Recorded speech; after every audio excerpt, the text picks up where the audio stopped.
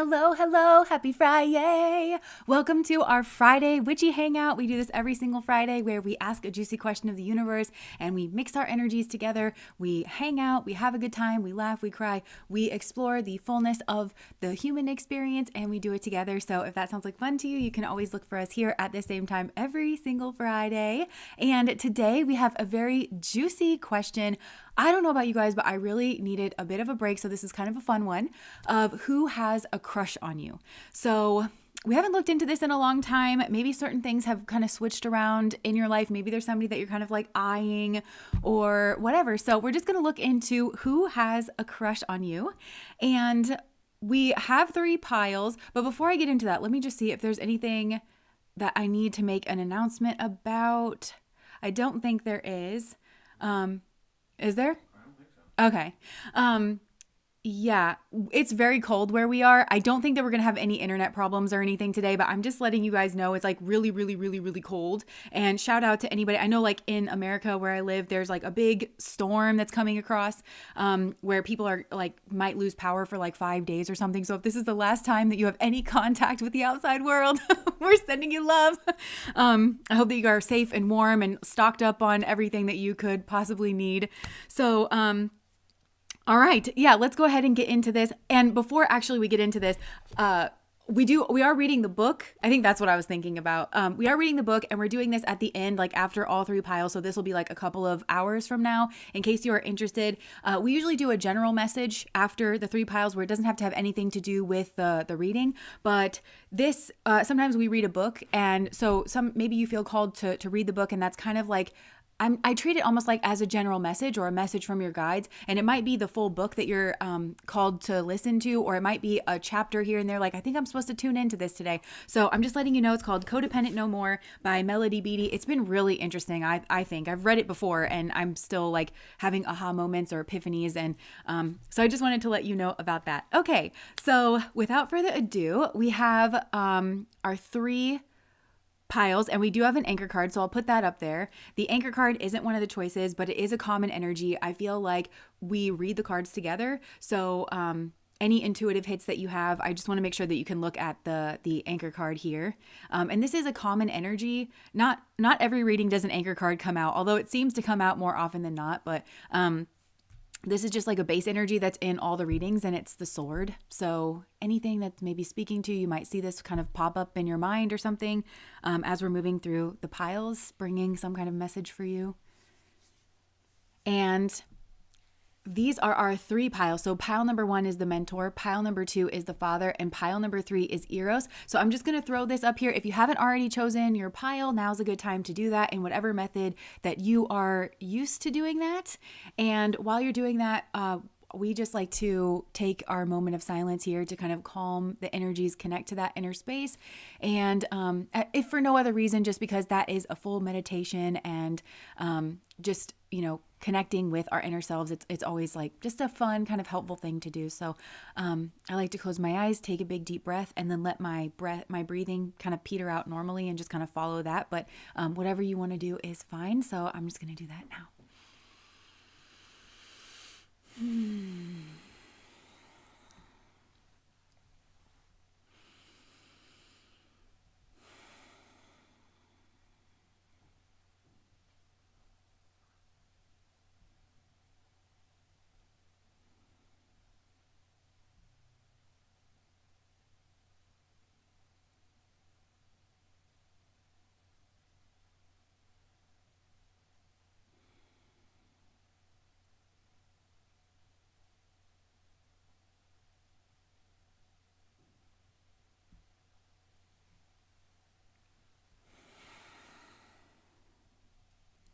And whenever you're ready, you can open up your eyes and be drawn into whatever pile or multiple piles you are drawn into.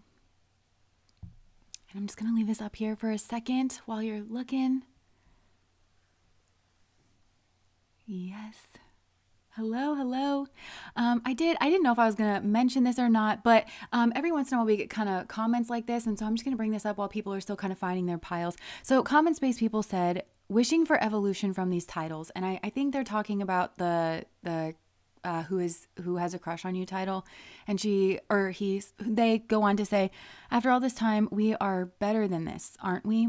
Love yourself, and it won't matter who is crushing on you or trying to crush. May growth be with you. And I've thought a lot about this actually, because I do get comments like this from time to time. And I wholeheartedly disagree with this sentiment. A lot of you know that I feel like we're spiritual beings that are living a human experience, but I feel like the fullness of that human experience is our school here. And I think a lot of times in spiritual circles, we are taught to demonize different parts of the human experience, or to look down on different parts of, it's natural to kind of have a crush on somebody, and I sit here today, like I have an entire channel about exploring love. And if you're still here today, I just would implore you to really see how much that's really given to your life. If you find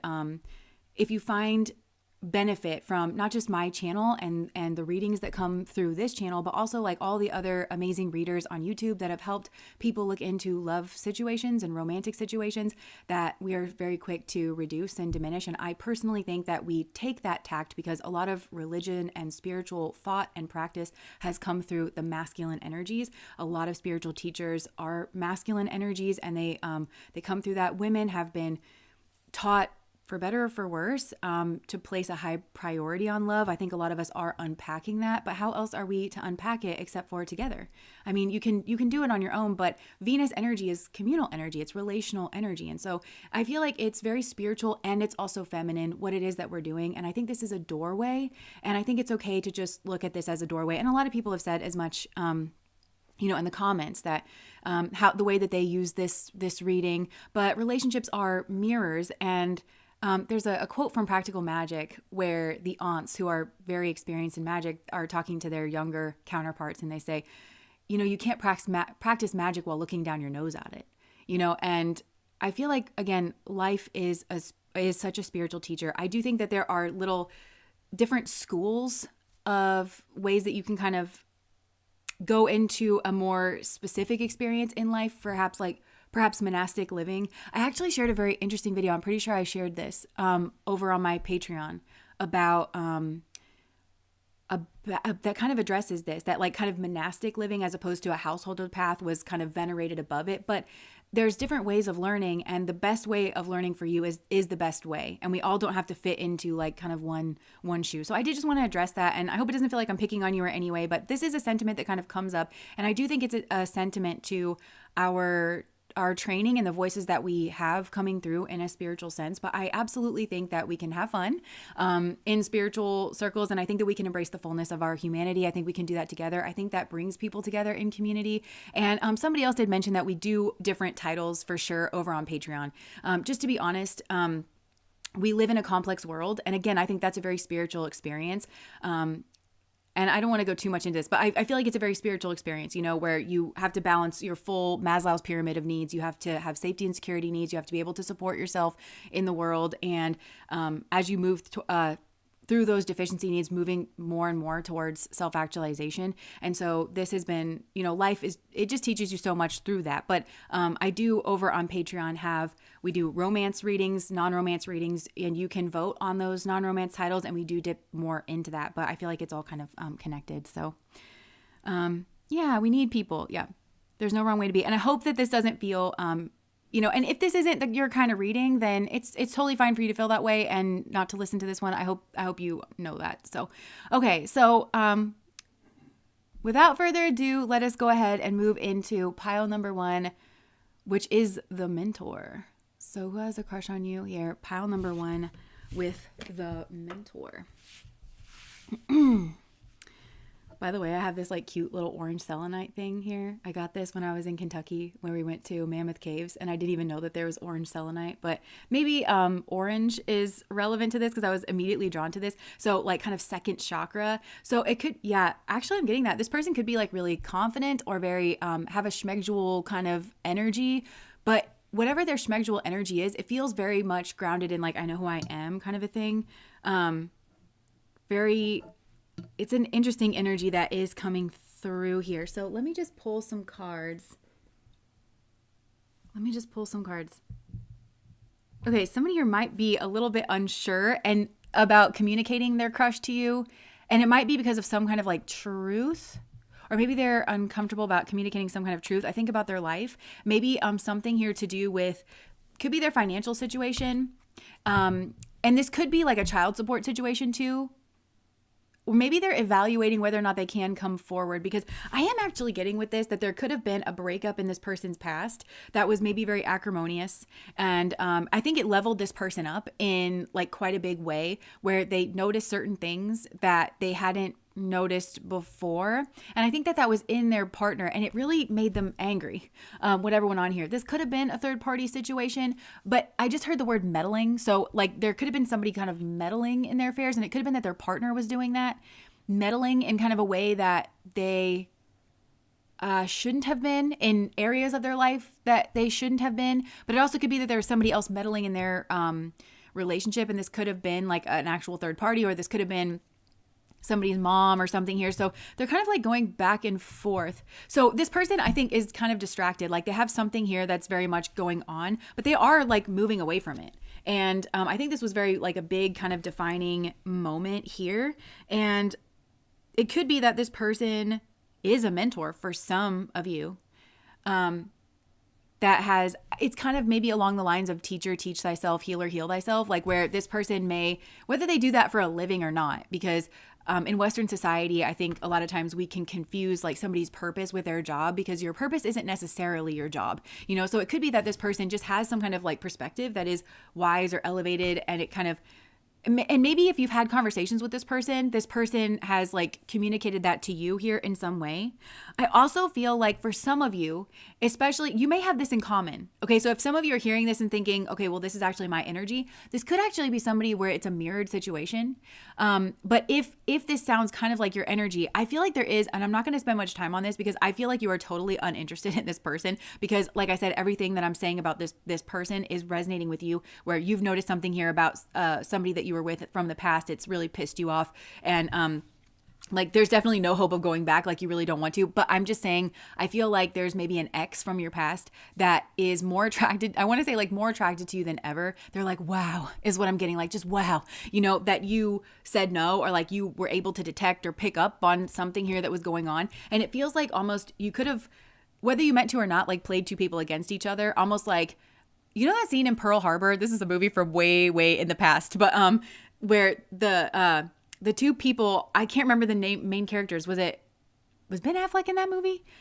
And Josh Hartnett. And at one point they're like playing chicken with the planes, and then like it turns at the last minute, and then they get people to kind of crash into each other. That's what I'm getting. I feel like in some way, shape, or form, like you could have caused like this person, whatever meddling energy here, to just like, I feel like you exploded this person's plan. But anyways, so that person, I think, has a massive crush on you, and it's because of your transformation, and it's because you're like leaving them. But there's somebody else here too that also likes you and has a crush on you. And maybe, okay, so if this is kind of resonating for your energy, like everything that I've said here, I think that's maybe this person debating whether or not they should approach you or tell you that they have a crush on you, ask you to go out sometime.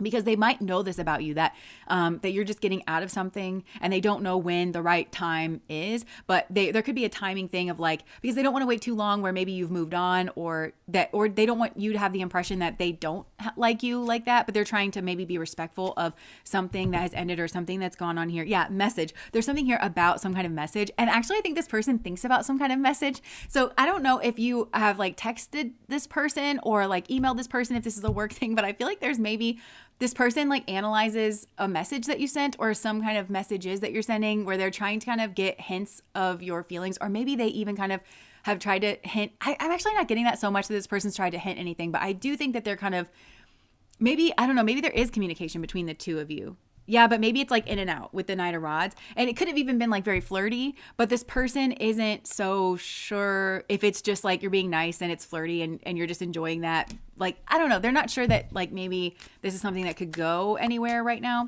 They're kind of waiting.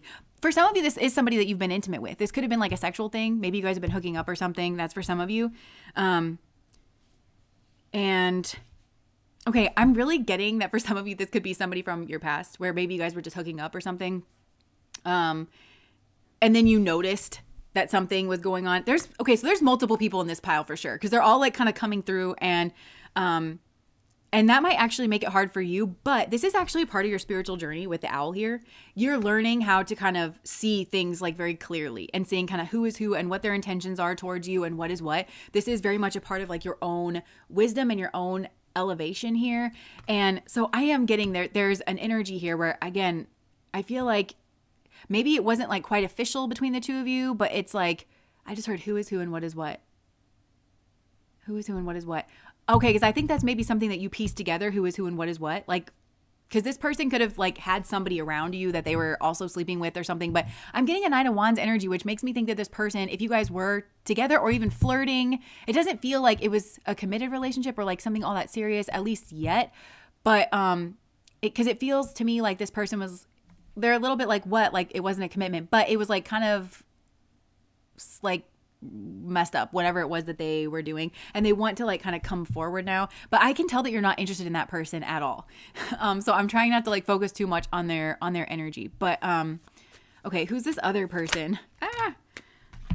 Oh my gosh, look, two major arcana, the Fool and the Hierophant, very different energies. So this person okay, so I'm kind of getting from their past, they could have like they were a fool. They kind of jumped into marriage really quickly. So this could be somebody that has some kind of like traditional or religious views, and they could have, their intuition was telling them not to do it, like not to get married or something here, and they jumped in really quickly, like with somebody maybe. But I feel like the relationship went really fast and it went straight towards marriage or something like that. Or they jumped in with somebody, maybe got somebody pregnant, and then it ended up in a marriage, or there was some reason. And they actually see in you somebody that they would want to get married to, somebody that like has traits of like commitment. Oh my gosh, the Lovers, all with 3 major arcana cards. So this is like a strong soulmate energy. And this person, by the way, this is definitely their spiritual path. Like I think they would look back and say like that they made a mistake. And I think that they did, because they can look back, and you and this person both kind of have owl energy. So I think there's something about the reason why they got into this marriage or something. They feel kind of like foolish. They felt kind of like green behind the ears. And that's strange for this person, because they may be more developed in other areas. It could have been that they were just young, just across the board, like young. It could be that. But it also could be that they were studying in school or something, and they're built up in one area of their life, but they weren't aware of like the pitfalls or like what to look for in regards of love. They didn't even know the questions to kind of ask themselves, about what do I want out of my life? What do I want out of a partnership? What are the qualities that I'm looking for in a partner? So I think that they just were thinking, well, this person loves me, or like we're just supposed to move towards commitment. It's very 1800s of like, this lady lives in your town and her dad can give you 4 cows. So like, sure. Like it feels like kind of, I don't know, very much like that. But I feel like this person has also, there's a mirroring between you and somebody here that you like maybe, or that likes you, and this person is like leveled up. And so it's actually way different than the relationship that they were in the past, because I feel like this person is like honed in on the details, right? Or like they're seeing in the dark. They're able to pick up on like, I don't know, details here about you, and they're realizing, oh, you're the kind of person that I would want to marry. Like they're seeing in you like actual partnership energy, where they actually feel something towards you particular to this like partnership Hierophant energy, and like with this Lovers kind of energy. Whereas I don't think they really did in the past, if they were honest with themselves about this partner. And as a matter of fact, I think something in the back of their mind was saying like, no, don't do it. And so, yeah, there was like a third party situation or betrayal. But also the 3 of Swords for me is Saturn in Libra, which is very contractual. This is like marriage kind of agreement. So they got themselves into some kind of situation here that's very, very hard to get out of. This person could have a family with somebody else here. It's reminding me of, in one of my decks, it's called a blood card. Well, it's not called the card says blood on it, but it's like the whole purpose of that card is kind of family ties, but it's also getting yourself into a situation that's very hard to get out of. And you may have to like shed some blood metaphorically to kind of, get out of that situation. And, it also could be that the person they're with has like spoiled people against them, or like there's something about the Swords energy with that person and it happening multiple times. Look, Queen of Rods. Okay, so just a heads up and a warning, and I'm not telling you either way, because I actually feel like you and this person are soulmates, whoever this person is. regardless of whether you choose to be in a relationship. And I actually think that's the way this person feels about you. Regardless of whether or not you guys choose to be in a relationship, whether you're down for this or not, I think this person kind of knows that their situation's hairy or it's like messy or something. But this is the kind of person that I think really just genuinely likes you and just likes being around you and wants to be in like I just heard constant conversation. I don't know if the two of you just chat away, but they really want to speak to you. But I feel like there's this thing looming over your connection. And I feel like I'm even like stuttering with my words a little bit here, but it's like they want to be able to tell you some kind of truth. And it could even be about what's gone on here in this other situation. For some of you, maybe this person is married, but they don't want to be. They feel like because it's like I don't know. For some of you, okay, maybe this person is wanting to have an affair. There's a lot of different energies that are coming into this pile, so please only take what resonates. But for some of you, I am getting that this kind of soulmate energy might actually be in a marriage that they jumped into because they felt that that's what they were supposed to do. It seems like they blacked out. Like, I don't know what happened because it seems like they chose to do this and they were with this, but it's kind of like they blinked and they were married. There's like kind of a feeling here. Everything moved really fast and it didn't. I don't know. They felt like that's what they were supposed to do. And it happened like so fast and there was so much, something was telling this person that's what they needed to do that they kind of overlooked their intuition. But now that they look back, they definitely know that intuition was kind of there. And it even could be that they had a friend that was like very, very loyal. And this person could have been younger than them or something. I don't know. It even could have been an animal that somehow the animal was like, maybe they had to get rid of the animal to move to be with this person or something. I don't know. But it was like, it was kind of like a flashing light not to, I don't know, get involved with this person. But, or like they were allergic to this person's animal or something. I don't know. But there was definitely something here. But I feel like this person at the very least would just want to talk to you and maybe have even an emotional affair because it's like they're behind these peace lily plants, like these two people and kind of like, you know, wrapped up in each other and just like having like intimate communication. This person wants to feel intimate with you, but there's like a lot of communication thing. This person also is very attracted to you. Yeah. I think this person needs some healing, to be honest. And I do think that they want to tell you things. They want to tell you everything. And they do want you to actually like kind of comfort them and nurture them. So I don't know. I don't know how you feel about that.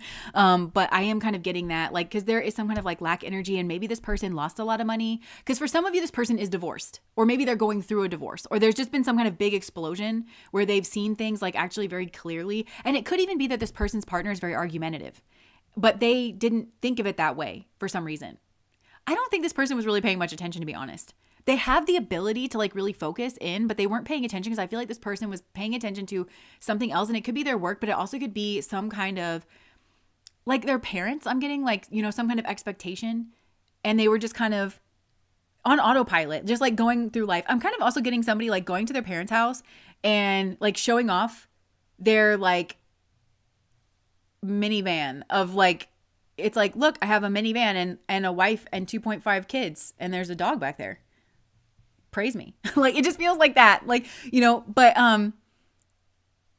because it was like a hollow checklist is what I'm getting. There was some kind of hollow checklist that was given to this person. They weren't taught how to engage with marriage or their commitments, especially on a social personal level from an emotional place and how it should feel like when you're connecting with somebody. Because I think they just thought, okay, so there's a quote from Pride and Prejudice where they're talking about Jane, who is the eldest sister, and she's kind of shy and like she's very beautiful, but she's like very shy and reserved. And there's a conversation that Lizzie and Charlotte are having about her because she's like, Mr. Bingley, who is like the guy, you know, at the time, really likes Jane and is like kind of obvious that he likes Jane, but Jane is like kind of like reserved, you know, and Charlotte is like, few of us are really so confident in ourselves to be really in love without proper encouragement. And Elizabeth, who knows Jane really well, is like, what are you talking about? She's so reserved. Like she's helping him on as much as she can. And she goes on to describe too that they haven't spent much time around each other. So maybe you and this person haven't spent much time around each other. But she talks about like, she might do more to help him on if she could understand his character a little bit better. That's what she would need to do any more than she's currently doing. So I don't know, maybe that's kind of the dynamic between the two of you where maybe you're both interested in each other. There's been like a little bit of flirtation or a little bit of like communication. And this person really wants to talk to you more, but there's this like truth that they can't really say hanging over them, either about their past that they already got out of, that it feels like very argumentative, or maybe there's like one argument in particular where, or something that like really came out that was like very explosive about what like the partner was doing or something here. But But again, it feels so strange to me because I feel like this partner, look at this in the background. This to me looks like an explosion. I don't know what that actually is in space terms. Like maybe it's just a galaxy or something, but it looks to me like that's an explosion and this owl is like moving away from it. And I just feel like that was always kind of there, but it wasn't seen as that. And because I think this person really took that person seriously in a way that they shouldn't have. And what I mean is that I think this partner was just always at them or like always trying to like start some shit, but this person wouldn't take it as them starting shit. This person would say, oh, you have a genuine concern. And so I need to sit and I need to entertain your genuine concern. And there's a reading coming out about this kind of dynamic where it's like, that's kind of the fatal flaw in the reading that I did. I don't know if it's the same situation exactly, but like the undercurrent is very much the same where it's like, okay, so let's actually sit down and talk about this. And this person would feel like they kind of reached a resolution with this person, that they were on the same page, that they had reached some kind of like an agreement. And then this person would go and like do some fucked up shit still. And they were like, well, I thought that we agreed that we weren't going to do that. And they, still would do the same thing. And it's because they had to learn that they had to observe that there's certain traits in this person where they're really not a couple person, like whoever it was that they married, that they were very dominating, I feel. And this person was kind of, I don't know that this person is easygoing in their spirit. It just feels like it's something here is like just autopilot. Like, well, just wasn't thinking about it. I wasn't thinking that I had any agency or autonomy is kind of what I'm getting. Like once I buckled into this like car, I just kind of thought this is what I'm doing and this is what I'm supposed to do, sort of a thing. So they are needing some kind of like, they view you as like a safe haven, to be honest. Like they view you as very calm. They view you as maybe even like very pious here, like with the hijab or like whatever she's got on there. Like, yeah. And they've really been through a lot and they want to say that they are sorry. This person has like a lot of inner child energy. And I feel like that's where they feel like they're starting from with you. There might be like an inner child connection here, where things just feel like I think this person is just like, that's, I think also the thing about like being friends. I'm hearing that Fergie song. It's like, we'll be playmates and lovers and share our secret worlds. Like this person is like there's a part of them that's like very dreamy. And I think this is the part of them that they brought to this relationship, this kind of Page of Cups energy. Or it feels like very just, I don't know, sweet. Sunny, thank you so much for the super chat. And they do view you as kind of like better than them. They view you as being very stable, like internally stable, like not allowing certain things to kind of pull on you in a certain way, but not because you're cold and detached. It's because like you're wizened to it or you're ripened to it. And it feels like this is maybe in an emotional space. This person does see you as being very spiritual, having a focus on like higher things. This person like loves you. I feel like this person is coming in. They want like a family. They want to be like in your presence, in your home. They just like you. And there's something about you that's so sweet and like emotional, but it's also mature. And they view like having some kind of like beautiful new beginning with you. And it feels like very partnership oriented, but it's also that you're responsible or you take yourself seriously or something here like that. But this person is like secretly afraid of their fortune, something about their fortune. So again, I don't know, maybe this person's in divorce proceedings for some and they're worried about how this is going to go. They're worried about some kind of like child support. They're worried about, there's a secret worry though. And it could be even like about their home situation. It's home, family. Maybe this person feels like their family wouldn't accept you. And this would be like, I feel like this person comes from a family that they're worried about like not accepting you because you're not the first person that they married. Like that's really just it. It's like very hollow. It's very just like, this is the way that it's supposed to be done, like kind of thing. So it would have nothing to do with like your personality or something. It has to do with the way that this family kind of does things, but they see you as a wish fulfillment. And there's a lot that they're hiding here. They're hiding their feelings, and their feelings give them a lot of fear because their feelings are actually the thing that's going to set them free from this cycle. It maybe has, because for some of you, I think this person has just left the situation already, but there's like a timing thing. So if they already have left their situation, it's like there's a timing thing about their family accepting you. Like how long is too long for to wait, before like introducing you, because I think they've been checked out of whatever relationship they were in for a long time, or it was acrimonious for a really long time. And maybe the two of you even knew each other before. And that might be an issue, if you know this person's family, because for some of you, you might know this person's family or, so like how long is too long to kind of wait to kind of get over this sort of a thing where because this person doesn't want their family to take their bad decisions out on you. And that's what they think might happen. That their family's going to like blame you or say that like you were a harlot that like stole them away from somebody. But really it's because this person, essentially all their problems comes down. It's actually a family issue, weirdly. This is a family problem. Like their family did not encourage them to tap into their inner world and to find a match that fits them and to find a life that feels right to them. So they just jumped into something hollowly because that's what they thought. They thought that this is the kind of person that thought marriage was going to be the key to happiness or something. Well, all I have to do is get married and have kids and a minivan and I'm going to be happy. And I don't think it worked out like that for them. Yes, confirmation there, but they feel happy around you. So I think that being around you has been a real education for this person because they had just like lit up. And for some, I really feel this person has not had that experience before, either because they got into this relationship when they were really young. And so their focus has just been on like, well, I just have to really make this work. So I feel like their attraction to you is on a lot of levels. And it has to do with, it's like the way spirit's kind of breaking this person out of this like cocoon that they're in, where they're like, there are certain people that feel right and there are certain people that feel wrong, kind of a thing. So,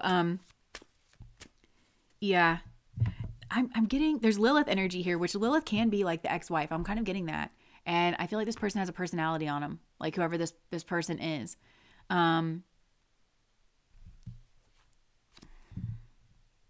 This person like is with you a lot in their thoughts. They just daydream about how nice your life would be because they see so many traits in you where they're like, you're calm and you're mature and you're spiritual, or like you're just elevated and high-minded. And so what else here? I think this person is working on themselves too. And they might be working on themselves. I feel like they're working on this temperance energy.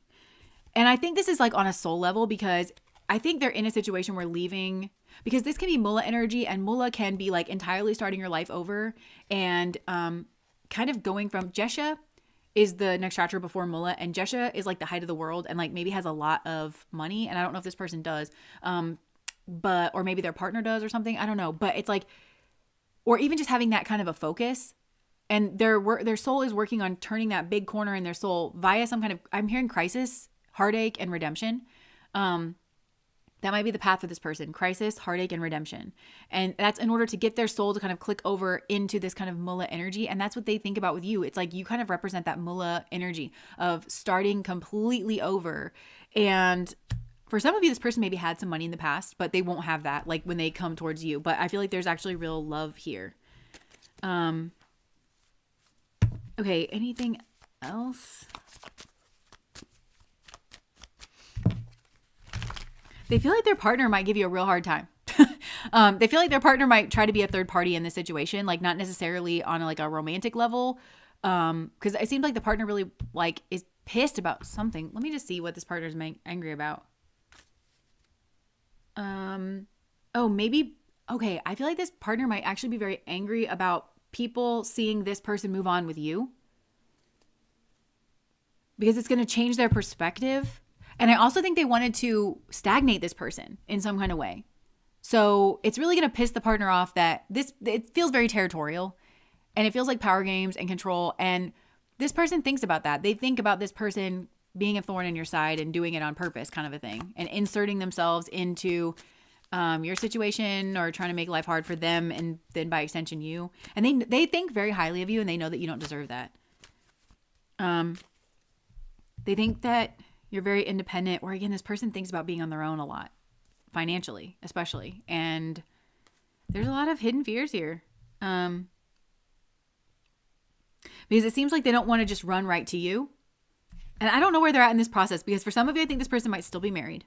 For others of you, I think they're going through a divorce and it's very acrimonious. For others of you, I think they've already gone through the divorce and or maybe there hasn't been a proper marriage here. Actually, I'm getting that because the Hierophant came out.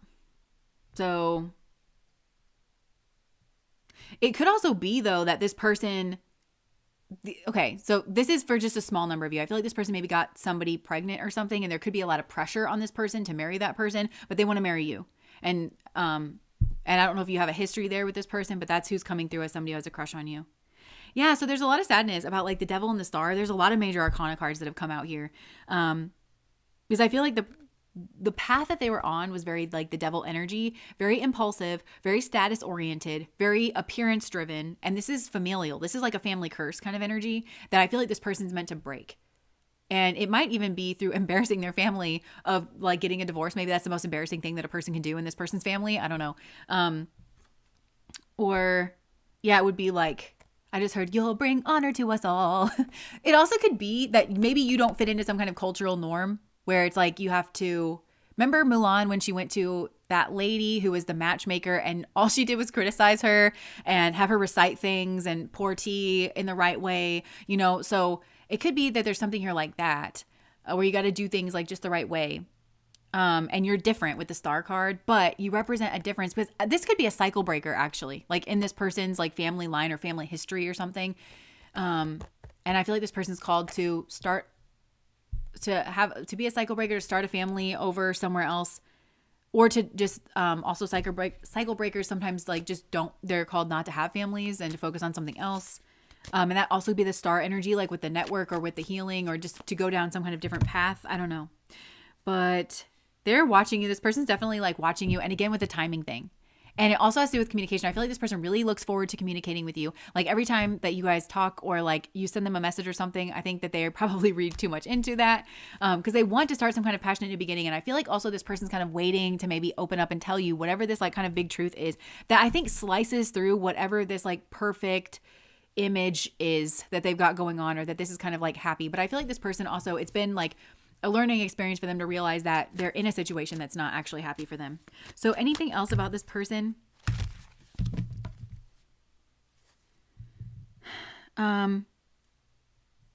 So they could be seeing you move forward in success in something, or maybe this person was moving forward in success in something. And maybe like through moving forward in success in the material world, which is this kind of family curse energy, I think, playing out. It's very Capricorn. It's very like, we climb the ladder of success. We look a certain way. And that's what we are like very focused on. And if you do that, because I feel like this is a lie in it. And if you focus on success and everything, that's where happiness comes from. But really they're like ignoring the inner space like entirely. But I feel like there's been a sadness. There's been because of their emotional life. And because there's not like a lot of emotional happiness or something here. And because now this is a third party situation. Because I feel like this person really doesn't want anything to do with like the person that they've been with. But now it's like that person has to be around, or they have to always be involved. And this person's like, oh, I wish I had the forethought, like, and the foresight not to get involved with that person. Like in the past. Yeah, they think about like there being some kind of manipulation in the past to do with kids, or to do with even like a friendship. They feel like they're getting karma.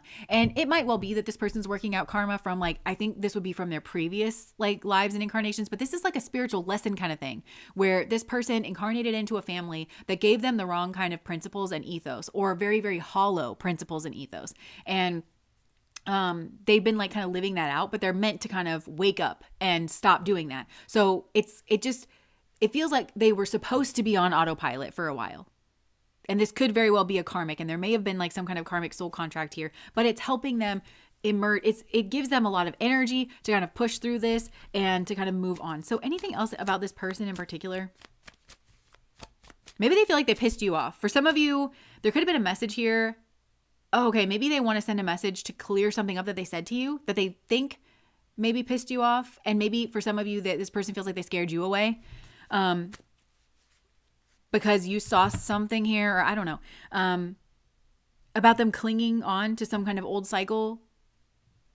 Maybe for some of you are this person's friend, and there was like some kind of abusive relationship or something, and you probably were trying to tell this person that, and maybe there was kids involved or something. And for some of you, I feel like it was just too much. Like you couldn't, I don't know, I don't know. This person needed to be, I don't know, because I feel like you can kind of see all of this.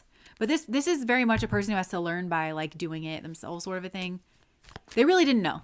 Like this person really didn't know in their past. They really did not know better, genuinely.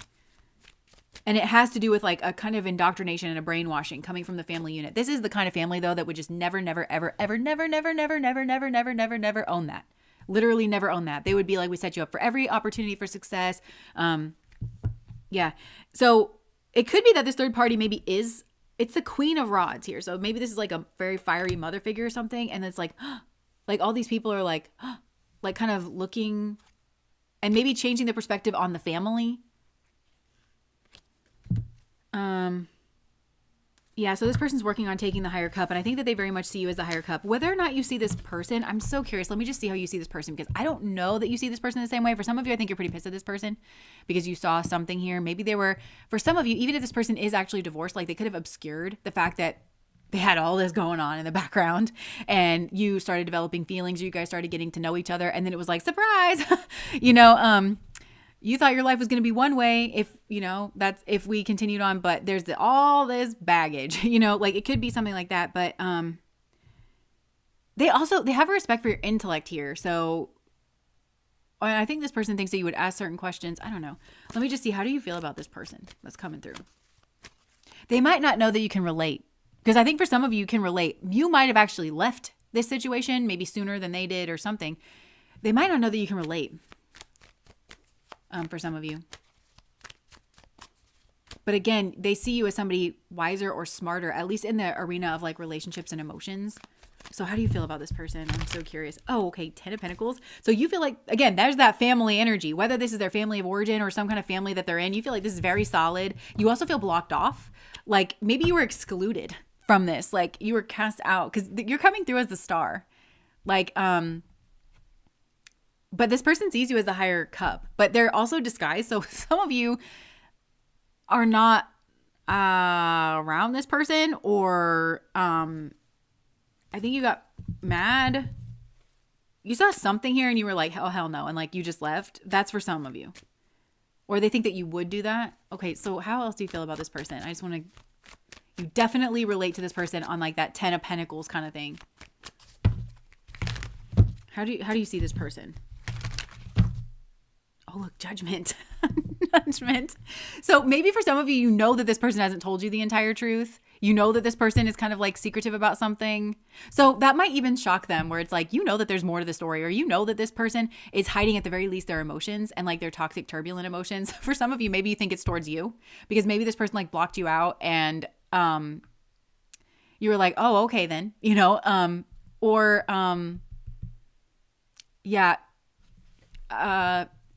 but maybe whatever this is, you've heard about it. Like there could have been a real big fight here, like within this family, and you could have heard about it.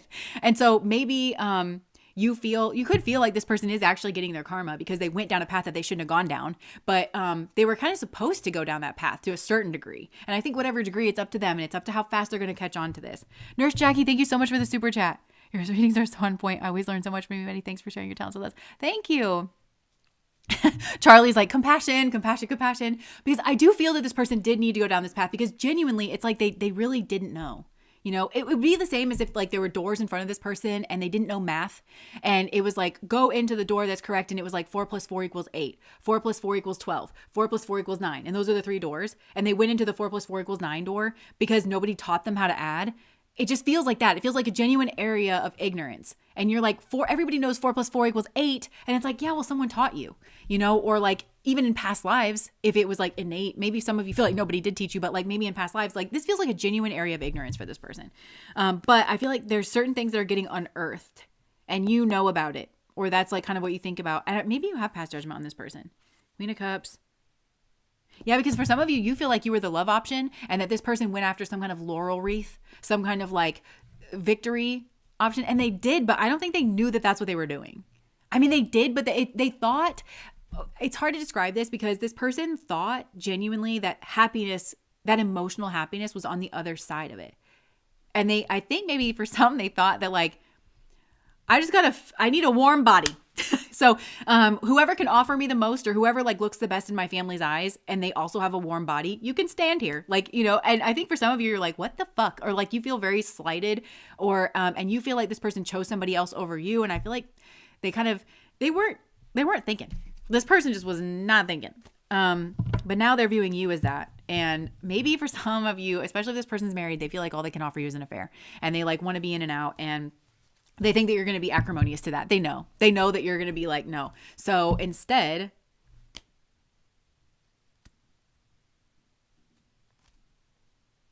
oh my gosh, this person thinks about you being married. So I don't know if you are like with somebody else, but they think about that. They think about you getting with somebody else and how much that's going to hurt. So maybe that's part of the timing thing where this person, because I don't know if you're with somebody or if you just started dating somebody, or there's something about the timing thing. So if this person's still in their marriage, they're like, okay, well, this person's going to get married, so I better like jump out of this. They're going to meet somebody. Somebody's going to wife this person up or husband this person up, and I better jump out of this because they think about you being with someone else and how bad that's going to hurt. Like, because they feel like there's just going to be a period at the end. I think this also holds true for the ex in your past, because they're like, I need to get out of this like douchebag energy, you know, because this person's going to find somebody that's going to give them everything that they want, and they think about how badly that's going to hurt. But yet there's still there's a momentum here and whatever. I feel like it's weird. The situation that they're in is like very stagnant in a way that is ew, because it's very acrimonious, but it is a functioning dysfunction. It's something that just, it has its own kind of rhythm to it at this point. Maybe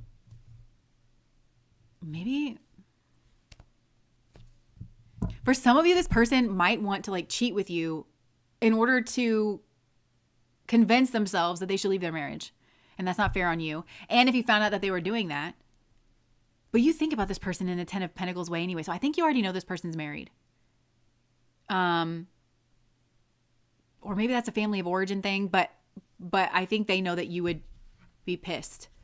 Because, yeah, there's a flaw in their plan, because they would have to tell you that they are getting a divorce or something. Maybe they would lie. I think they might lie to, like, if this person's still in their marriage and they want to cheat with you, like, to be like, okay, this is worth it. Like, that is crazy. But I feel like they would also have to at some point tell you, they'd have to fudge the timeline or something. But they know that you're very smart and very observant, and that you would ask certain questions about this. So there's like a flaw in this person's plan. And I feel like that's maybe also the judgment energy. Ooh, so there might be some kind of like temptation or some kind of spiritual, like lesson or like a karmic choice that this person has as to like how they're going to approach you here, in a way that is respectful. If this person wants to build some kind of relationship with you, or even if they think that that's something that they want to do, they need to approach you in a respectful way, because the ends and the means are one. And this is somebody who's just, they're starting at baby level when it comes to like, actually, how do you have a healthy functioning relationship? Because I think that they might have relationship. This strikes me as a person who's like, I think they might have a lot of like, their parents are probably still together. There's probably a lot of people in their family that are still together, and it seems happy on the surface, but it's because everybody is very superficial, and it's not even that they're trying to be superficial and like vapid or anything. They just are all trying to distract themselves from their emotional needs, because if they tap into that, then all of a sudden their life and their relationships start to look unhappy and meaningless, and then they would have to do something about it. So it seems like this is, and I think for a lot, like these are people that go after things on a material level, so they may well have a lot of money. And so they just do things on a material level. They're always doing something. They got a barbecue going. It kind of reminds me, even if they're not like super wealthy, it's like Kitty and Red Foreman, where it's like, I got all these hot dogs, so we're throwing like a thing. They're always doing something on a material level as like a distraction from the fact that everybody here doesn't belong here and is miserable and like deeply unhappy. And that's the kind of relationship that they know how to have.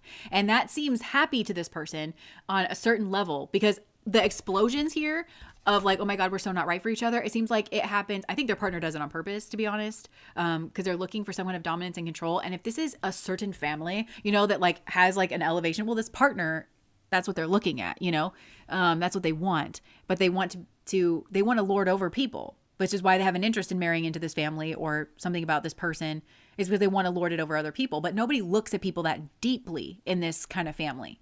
So this is a real mess, to be frank, like to get involved in.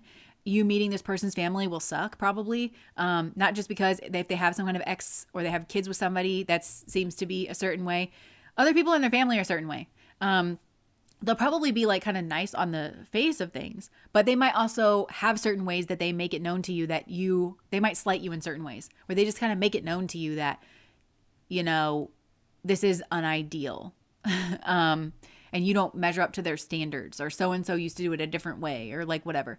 And especially if the two of you actually do have an emotional bond and a connection, that is going to be very threatening. And I feel like on a spiritual level, it's good and that's supposed to happen, but that will be very threatening to the other people that are around who don't actually have that. And if the two of you say, well, actually, we like each other's company. So what we do for fun is, you know, we go for long walks where there's no distractions and we just talk to each other. You guys have a talking connection. Like there's something here, like this person likes talking with you, and like really connecting with you. That's going to be very threatening. They're like, what do you mean? There's no badminton going on in the background, or there's nothing distracting going on in the background, and vapid and like on a surface level where everybody can put their attention on, and we can all sort of like find a bonding point there. And you're like, no, we actually find a bonding point deeper between the two of us. We actually like each other. And everybody is going to be like, oh, like on an inner level, how dare you? Like, you know, and they're going to feel very threatened by that and judged. They're going to feel judged by that, even though you're not judging it. And I think they're going to make they could potentially make you their scapegoat. This person, I think, is kind of seeing that any criticisms that people would have of you aren't legitimate. I think that you might well not be all the things that they're taught to like look for, but you're better than those things.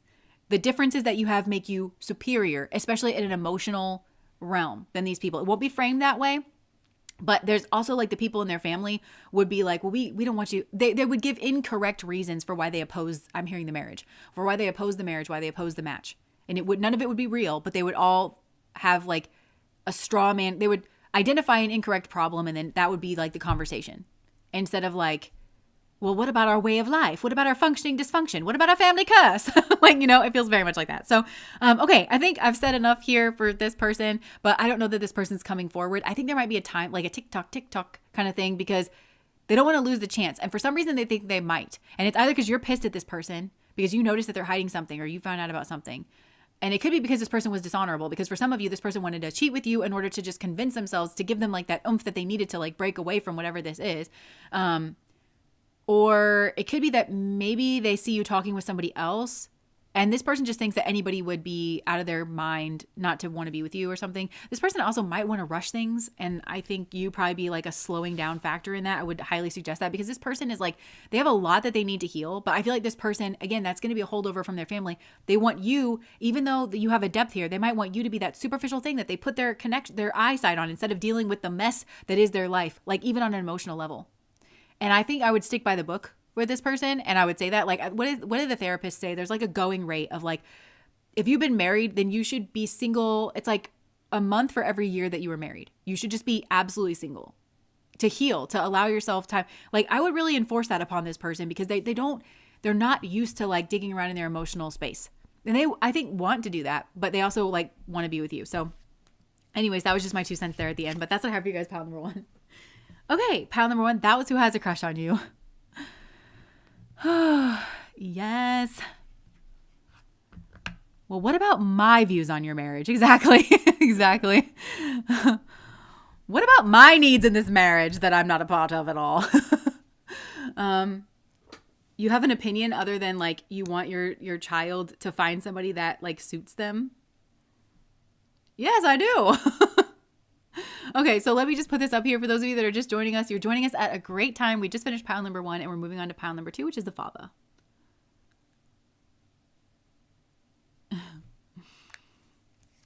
I love badminton. I love badminton too. Like right when I said that, I was like, damn, I used to get into some badminton. I used to get into some motherfucking badminton. Most of our games, correct me if I'm wrong, but they are all balls that we chase around. Aren't they? Like football, you throw a ball and you try to like run it to the end zone. Basketball is the same way. You're trying to get the ball to the end zone thing, and you like throw it all around. Soccer, you do the same thing but with your feet. Badminton, you do like the ball over the net. Volleyball, you do that like over the net. I mean, I guess there's like hockey, it's not a ball, but it's a puck like that we're kind of like watching. You know, bowling, you try to get the ball to knock down the pins. Like it's all, there's some kind of ball or puck like instrument that we watch move around like a cat. Badminton is so slept on, for real. I like disc golf. Alex loves disc golf too. I like ultimate frisbee. Actually, I got called a bitch playing ultimate frisbee in junior high because I was getting really into it, and I was like, yeah, I was proud. I wasn't even mad, which is kind of unlike me, because usually when people call me a bitch, like in particular, also this doesn't apply anymore to the trolls that are listening, because I've been doing this job for a while and I just got sort of baptized by fire. But yeah, I was like, thank you. Was this yours? Did you want this?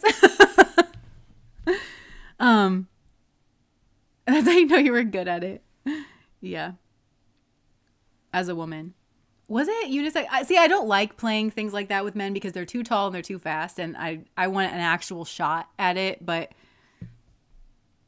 I was in the ultimate frisbee team at Humboldt State. We got 3rd in nationals. Yeah, go Huskies, or whatever you were. Go Cheetahs. I know what golf is, but what is disc golf? So like if you combine frisbee with golf, there's usually like this pole with like a metal like net around it. And so you try to get the frisbee in that net. And there's different points for like how close you like get it. No, it's scored just like regular golf. Oh, you just keep going until you get in the net? Yeah, it's like the number of throws, just like the number of strokes in golf. But isn't there like a difference if you hit like the side of it or something? I mean, so that might be like a variant. Oh, okay. I don't know. That's more akin to something like curling or like lawn bowls, or like there's different kinds of like games that are kind of like that. Bocce ball, I guess, is what it is. Shuffleboard, bocce ball, but not like classic disc golf. Is scored just like regular golf. I always say that life is like a game of bocce ball. I'm kidding. I don't even know what that is. Okay, so to the basket. Yeah, you want the lowest number of throws to the basket. Yeah. I think this is relevant to pile number 2. Maybe this person. Okay, so we're moving on to pile number 2. We're just going to compassionate space. I think that's totally right. So if this person maybe plays disc golf or bocce ball, badminton. Maybe this person is like a sport enthusiast or something. Okay, what button am I pushing? Okay, we're doing pile number 2, which is the father. La la la. Maybe this person is a father, has a father, like most of us do. Maybe there's something with the father. I feel like this person may have a presence. There's something about this person. They have a presence, but they also have this entirely other side. So I'm not sure which side that you met of this person. This does not feel erratic, by the way. This doesn't feel like somebody with, like a bipolar or a multiple personality or anything. It doesn't feel like maligned in any way. I think this person very much has two sides. And I think this person, I just heard, even if this is a woman, so whether you're like a man interested in a woman, or if you're two women, like this person has like kind of a presence, and it could be actually with their body and with their stature. I feel like this person may stand up straight, or like just maybe have like even a quietness about them, but I feel like this person can be loud. Like this person, again, I don't know where you met them. Maybe it's like when you first kind of meet this person, or like in certain public spaces, or maybe at their job or something. This person kind of presents one way, very like they're attentive is what I'm getting. Like, are they very focused, or like they're very listening, and they're kind of, or they're just kind of like, this also feels like a person who maybe like gets a lot of attention, but they don't need the attention. They're not doing anything to like draw attention to them, but it might be something about their stature or their presence where people just kind of like look at them and are drawn towards them, or ask them things or something like that. But they have this like entirely other side. And it's either like this side would surprise you, or like would surprise a lot of people. And I don't know if you've seen this other side. And maybe for some of you, that's where you connected with this person. Okay, so they have this like other side, right? That's either maybe like very creative, and it might be creative in a way that is like very weird, like Bjorn, or something where it's like, whoa, I didn't see that coming, or like who could have thought that you paint alien art with your ketchup and mustard? But it's like really good, because I feel like whatever it is, it'd be like really good. And you're like, how did you ever get into doing this? It could be something strange like that. This also could just be like, actually they have a very spiritual side, and maybe you wouldn't guess it about this person because maybe they're like a scientist and they're like very strict on that, but they are a scientist, like not scientism is what they just said. I don't believe in scientism where science becomes your religion, and like, so they just have like a really well-rounded side. It also could be like this person, maybe they work in the city or something, or they live their life in the city, but this person maybe like goes out and they hunt, and they like cover themselves in deer piss and like, camo, and you just wouldn't really expect it. There's some like unexpected side to this person, but it's really open-minded. It's really expansive and like very plugged in, very connected. And I'm hearing this side of them actually comes out in whatever else they're doing as well. I actually really like this energy.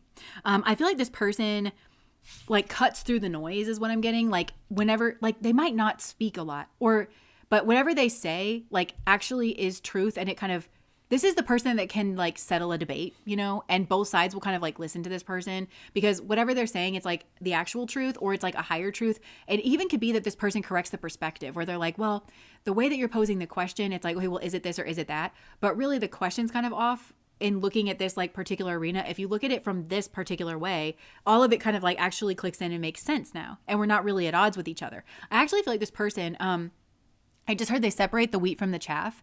And so this person actually will have a lot of people that are enemies. But those people, I just heard, oh my God, I just heard this, so I'm just repeating this to you. I heard those people are like losers, or they are inadequate in some way, and they're ignoring a calling to like maybe educate themselves a little bit more on a topic. So I think some people feel like slammed by this person sometimes, but it's like they're being checked by the truth. But these are people. So the people, I feel like there's certain people that really hate this person, but it's because they really hate truth, or like they really hate, this person can be this person seems very well-rounded, but they also might have like an expertise in something in particular, but they just seem like very well-rounded. And so I feel like they have a way where just they don't do it all the time, but I feel like every once in a while this person will like just kind of interject, and I'm seeing everybody just kind of turn to look at this person.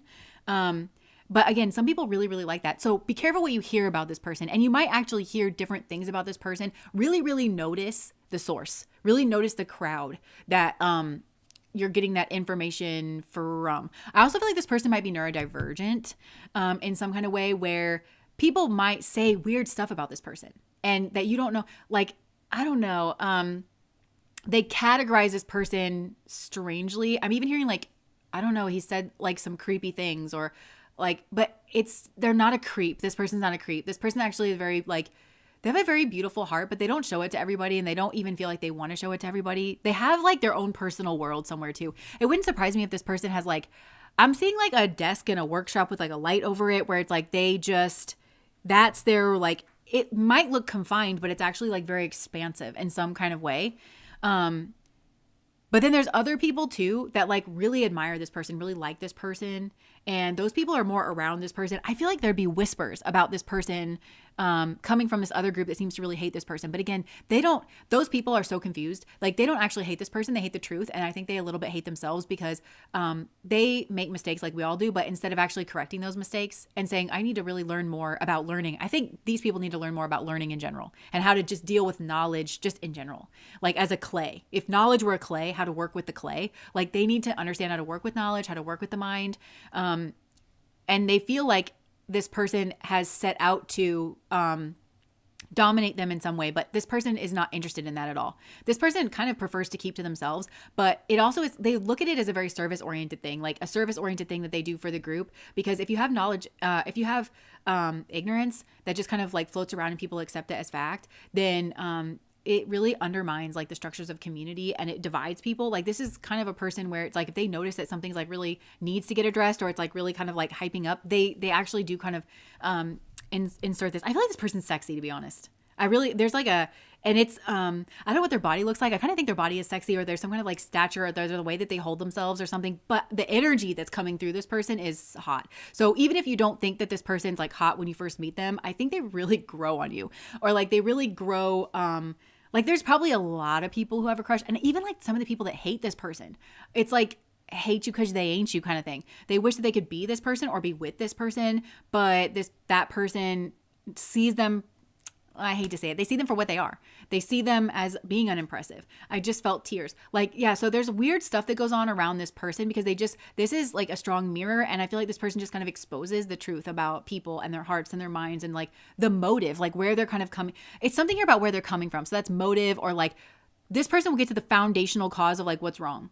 But I'm getting like a mental sort of process.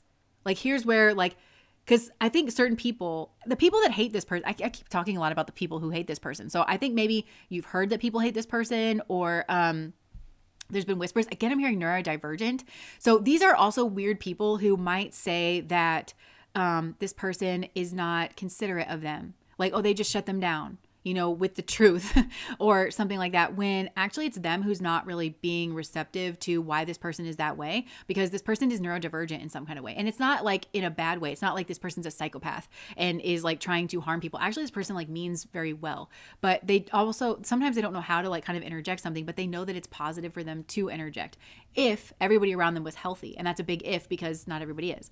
And it just kind of exposes that. There's been a lot here about that kind of friction energy. But so this is I feel like this is a huge compliment that this person likes you, to be honest. I think this person, like there's something about them that they're very cozy, or like they really like their home, or they really, I'm noticing like this nest kind of energy. So like they're maybe very good at building a nest. So that could be literally actually this person's good at like building things, but they are good at like kind of creating a home or something. Or if you saw their home, it might surprise you because it would be like maybe homier than you would expect. This person have, because I just get the sense that this person's very well developed in two spheres. So one is like maybe their career, and maybe they do something where you would think that they would have some kind of sleek black leather, I don't know, kind of look to their place. But then I feel like there's something here where you would get a different impression of this person, like walking around their home or like just seeing the kinds of things that they have, where, because it might actually be like religious. Like this is a thing that I got from the Underbelly tribe. I just heard like the Mean Girls, the mom where she has the vase under the sink and she's like, this is the fertility vase from the Underbelly tribe. Like, have you no respect? You know? And so there even could be things in this person's house that you're just like, that is a vase that they got from Target, but no, it's from the Underbelly tribe that they got like on one of their travels or something like that.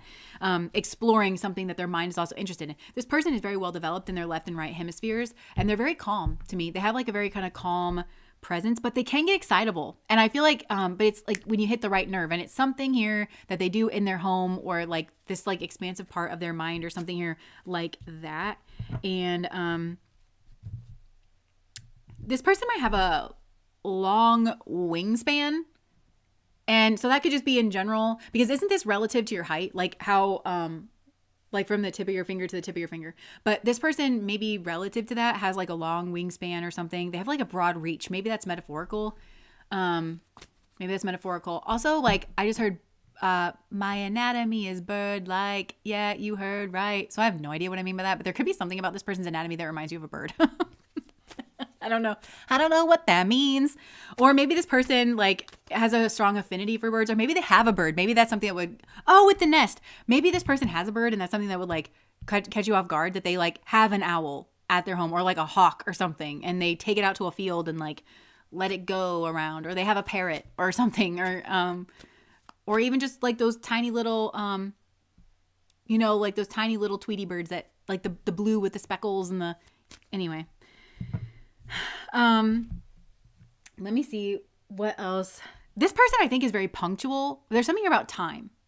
Oh, okay. So it could be in a certain arena. This person's like very punctual, but maybe like in their right brain, like when that's like, when they're very focused on something, I feel like time can just like go, go, go, go, go. There's something here like about time. Let me see. This person's also very good at making do.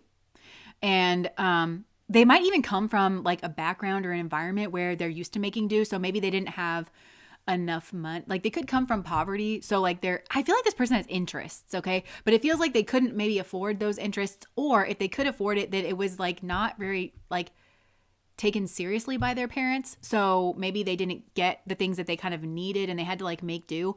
Or, I also feel like this person can make things like weird things. Like, this is maybe a kind of person that will like build their own computer. I don't know. Thank you so much for the super chat. Chess in the City. Oh my gosh, such a cute name. Yeah, like it might surprise you. That might be another thing where this person, that might be the surprising thing, that it's like, you build computers, and they're like, yeah, I don't know. I just got a bug up my ass one day. I thought like, well, I mean, if I just had this and if I did that, and you're like, what? Like, I don't know. This is like a very interesting person, but I feel like they're very good at making do. They're also very humble. Okay, so even if this person does, I think for some of you, they did come from money and maybe they had a lot of gadgets or something when they were a kid, but they don't expect the best of the best or the top of the line. They're very good at making do. I think this person has like some kind of strong spatial intelligence, or because it's not a problem for them. They're like very humble, and it's not like, oh no, I don't know if this can work. They know that something will work. Because that would be me, like my anxiety, because I actually I'm not very good spatially. But so that's kind of like where my nerves can come from, where I'm like, I don't know, like I think I need this exact like thing, but like this person doesn't need this exact thing. They would know what like replica to kind of find or something, or like what can make do.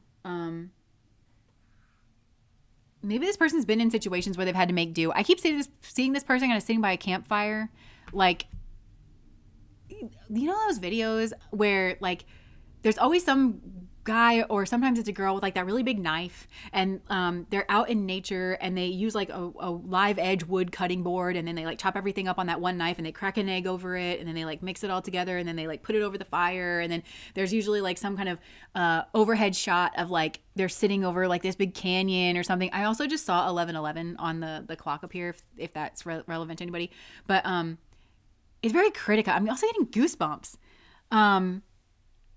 I feel like this person has a shamanistic quality. It's very like, I wear loincloth, have beard, and chop up knife, and that's my happiest, you know? But I think this person's kind of like advanced as a soul, but calm, humble, knowledgeable. There's no one else thinking about you all day. This person, okay, this is like not a cheater type person either. I feel like it takes a lot to like pull this person's attention, especially off of like whatever it is that they're doing. I don't think they really entertain a lot of people. So if they like you, they like really, really like you. Yeah, okay, so now I'm feeling something in my body where it's like, I don't know. There's some kind of like sensation that I'm having, and I feel like that means something, but I feel like that's them getting like butterflies or something whenever they're around you. But you might not be able to tell. Who is this person? Okay, so scorpionic energy is coming out. I feel like that like I kind of like poker face kind of energy here, where you really can't tell what this person is like thinking about. But look, like inside of the mask there, that's that like galaxy kind of energy. There is like a cloaked nature here. I think this person can see a really beautiful future with you actually, but they might be like hiding that or cloaking that. And but they also have this big mind that's like actually very expansive. And this person really likes the wilderness. They really actually like the woods. I don't know if you know that about them or not, but they really do. I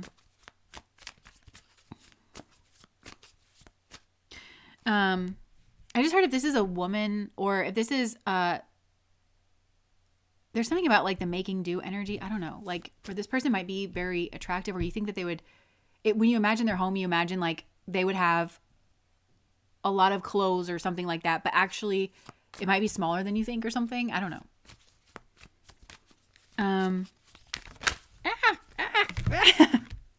Oh my gosh, I feel like it's a shock that you're a wish fulfillment. In some ways disruptive to this person, like to their life. I feel like this is a person who would be very content being a hermit on a mountain. Like, and it's like somehow a tower moment that they like you and that like, you know, that they feel this way around you and stuff. And maybe they actually want to go down like this other path. It feels, yeah. Oh, look, Hierophant. For some of you, this person might like also just, I don't know, like they would be fine like not getting married, but it's almost like somebody have to really wow them. And maybe you did. Somebody have to really wow them. They could live, this person may be waiting on something here. Oh, they could be waiting on your boyfriend to come in. Like, you know, this person could be like, I don't know, waiting to see who you are with. And I think they have an image of somebody that you're with in your mind, whether you're with somebody or not, or they're just waiting for other people to show themselves and for that to be like a crashing realization. And they imagine that person being like really hot or like, you know, really like a playboy, like kind of suave person. And you know what's crazy is I feel like this person, if they wanted to go full douche, they could. But like, I think it's actually respectable because they don't. Like they don't, this is a very respectable person. I have a lot of respect for this energy. It feels like beneath them to kind of do that weird shit. It really does. It feels like I don't want to. I don't have any interest in it. It takes up a lot of time. It's frivolous. It's like also meaningless. This person, they like a meditative state. I don't even know if they realize that that's what they're going into, but they kind of like a meditative state. I feel like there could be something in this person's past where they were really interested in somebody, and there's some kind of blueprint of like, and whether it's that's in this lifetime or in another lifetime where it's like, well, whenever I get really interested in somebody, that person always has somebody else around, like hanging in the background that's like some kind of suave douchebag type anyway. So I'm just waiting for that to happen and then to get my heart broken and then like kind of move on. So they kind of prefer to stay in their head. They kind of even prefer to maybe fantasize about you in their head.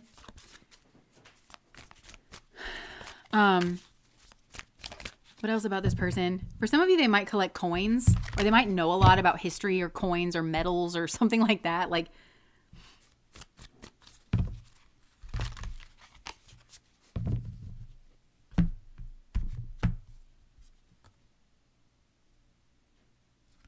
this is an interesting person. But I feel like you wouldn't necessarily realize that they have lived like a very interesting life, or they have like interesting weird things. This is also a person to be okay like packing up and just like going somewhere. I don't know. This is like a really cool person. They also have something that they're working towards. They have a dream or they have something here, but they keep it kind of like private. They think that the world might look down on them for their dream if they pursued it, because it would mean that they don't want to pursue money. I just kind of get that. I don't know if this person has money or they don't have money, but I'm kind of getting with this here. I have no idea what this is, like off to the side, but it kind of looks like a penny to me. I know it's not a penny, but like it looks like a copper coin of some kind, but it's almost like I'm getting like, if this person has any interest in money at all, I think that they'd be more interested to grab the coin that you just handed them and be like, what era does this come from? You know, this comes from like, this got like traded. It just feels like that kind of energy. But for some of you, I think this person does have money, but it's like maybe because they're expected to or something. I don't know.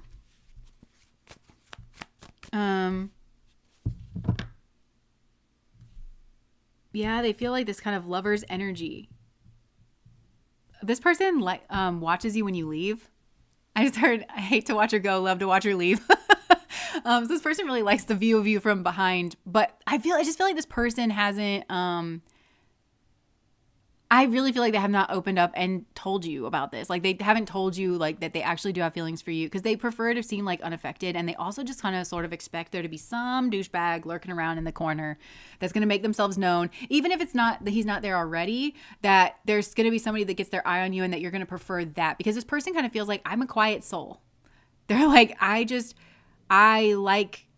would prefer to be out in the wind and have my hair a mess with the salt water or the you know, yeah. Way down yonder on the Chattahoochee, never knew how much the muddy water meant to me. But I learned how to swim and I learned who I was, a lot about living and a little about love. Yeah, this person, like, there is a lot of passion here. There really is. They really like you a lot. They think they're mad hot, but and they want to give you something. Something stable here. Maybe I don't know, because I think this is how they see you. Maybe emotional, but not in a bad way. Okay, maybe they do see you as like having like some anxiety or something. This person wants to offer you something, but it's like they want to offer you something. This person might like dirt. You know, they just like want to get their hands in some dirt. So they want to offer you something stable, really like actually stable, that you can put weight on, that you can count on. They kind of think that you need that, actually, that you just need a little bit of security, that you're a very sweet person, a very emotional person. They think that like you kind of hide the real you, but not even intentionally. It's because you don't feel that you can put weight on anything. Like that the floor is going to give out from under you. And if you just knew that like you could be stable and that the earth could take care of you or something, then you could work together and it would be very happy. They might even feel like you're a bit closed off. They know that you're really emotional, but that maybe you're just a bit closed off, but it's because you don't trust people. It's a weird kind of thing. They also feel like, oh, there's probably some douchebag around, you know, and you feel like, oh, the floor is about to fall out from under me at any period of time. But I feel like the two of you together actually, and they kind of think this, which it kind of spooks them a little bit, but they kind of think that the two of you together could actually like create some type of foundation. They want to offer you something significant.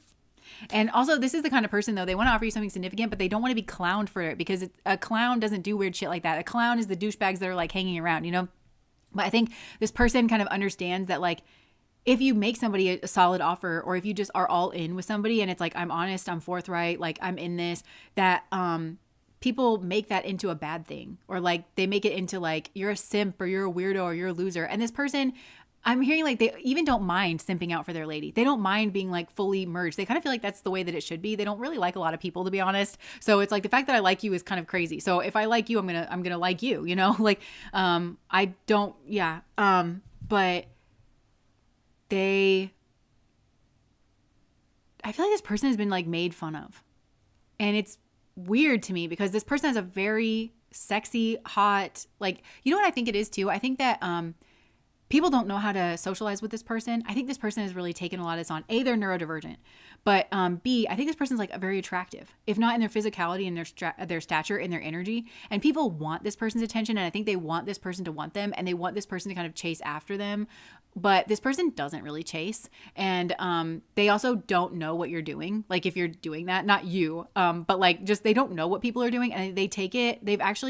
they've taken it at face value what people have said. But I feel like some people have tried to like get a rise out of this person. And they've also tried to like reduce and diminish them because people are intimidated by this energy that they carry. And I don't think that they figured it out yet, that that's like what it really is. But so they've tried to like reduce or diminish them in order to be able to have like some kind of banter or small talk with this person, or to pull this person.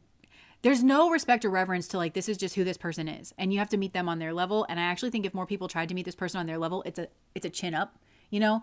But instead they're trying to pull this person down like on their level to where they can, I don't know, grapple. I think some people have really tried to stand out to this person. And this person's really taken it badly. This person's like, what are you doing and why are you doing that? You know, and they don't really know that, because I think this person, like I said, I think they felt made fun of. They don't realize that those were all ploys to get their attention. It's because people actually really like them. I think a lot of people think that they're hot, respectable, admirable. They want to be seen in the same light. They want to be seen around this person. So people have to, what I'm getting is that people put a lot of thought actually into how they look near this person, because this person's a force to be kind of contended with. They kind of set the tone in the room, you know, where it's like, that is the person that is strong, stable, whatever. So how am I going to look relative to that? And I don't want to look like a chintzy idiot. Like even like the people around, like I don't want to look like a babbling idiot or something. So I have to get the first one up on this person. So people haven't really been kind to this person, even though there's a lot of respect and reverence. This is a person who's very much learned that worship is not the same thing as love, because I feel like people actually weirdly worship this person. They don't see it that way. And they would also think that you're weird for that. So yeah, this person's really judged themselves a lot. They felt judged by other people. It's not that this person is above other people. Other people, even on a soul level, there's some type of recognition here. So this person prefers to be independent. They just don't like the way that they're treated by other people. They really don't. It's not that they don't like other people. That's what they're saying. It's like, I could like other people, but people are weird to me. People do weird shit to me. And I just don't like it. And I don't know how to take it, and I'm neurodivergent, and I would just rather like, okay, this is also a person who knows that peace is not the same thing as boredom. Like peace and tranquility is not the same thing as boredom. So you also have to be able to kind of hold your own about like being a peaceful person and like, you know, entertain yourself, children. I just heard like entertain yourself. I'm not here to entertain you, you know, like it kind of a thing. There was some kind of devil energy in this person's past. So maybe like controlling, jerk, something like really, they don't like to think about it. They want to be free of it, and they kind of view you as being free of it, or like being unencumbered by that or something here. There was something here about like some kind of offer to do with like a 10 of cups in the past. Maybe they saw somebody that they really thought was like their 10 of cups, and they thought that person was really beautiful. They kind of like watched from the sidelines, and that person got like proposed to by somebody else or something here. Yeah, but they see you like as like maybe even better than that. Like you're kind of the real deal. And I don't think that whatever that was in their past was even the real thing to begin with, but it was the devil's cup. Yeah. And it was some kind of functioning dysfunction. It was going, whatever that was in the past, it was going to exacerbate their same issues from their childhood in some way. And where they were going to continue to feel sad. They were going to continue to feel unseen. Like, yeah, there's somebody, they really thought this person was like very beautiful or like whatever, but that person was going to continue to see them in a negative light, maybe even demonize them or like try to change them or something, really exacerbate the fact that they're neurodivergent. They just need to be seen in that light. They are capable though. Like this is, and maybe you know that because I feel like this person may be very accomplished for a lot of you, but yeah, so, and so they're sad about that. This person carries a lot of sadness, but it's because they're neurodivergent, and it's because they don't understand that. They don't understand people, and that this is a person who wants to take people at face value, and you just can't do that on period.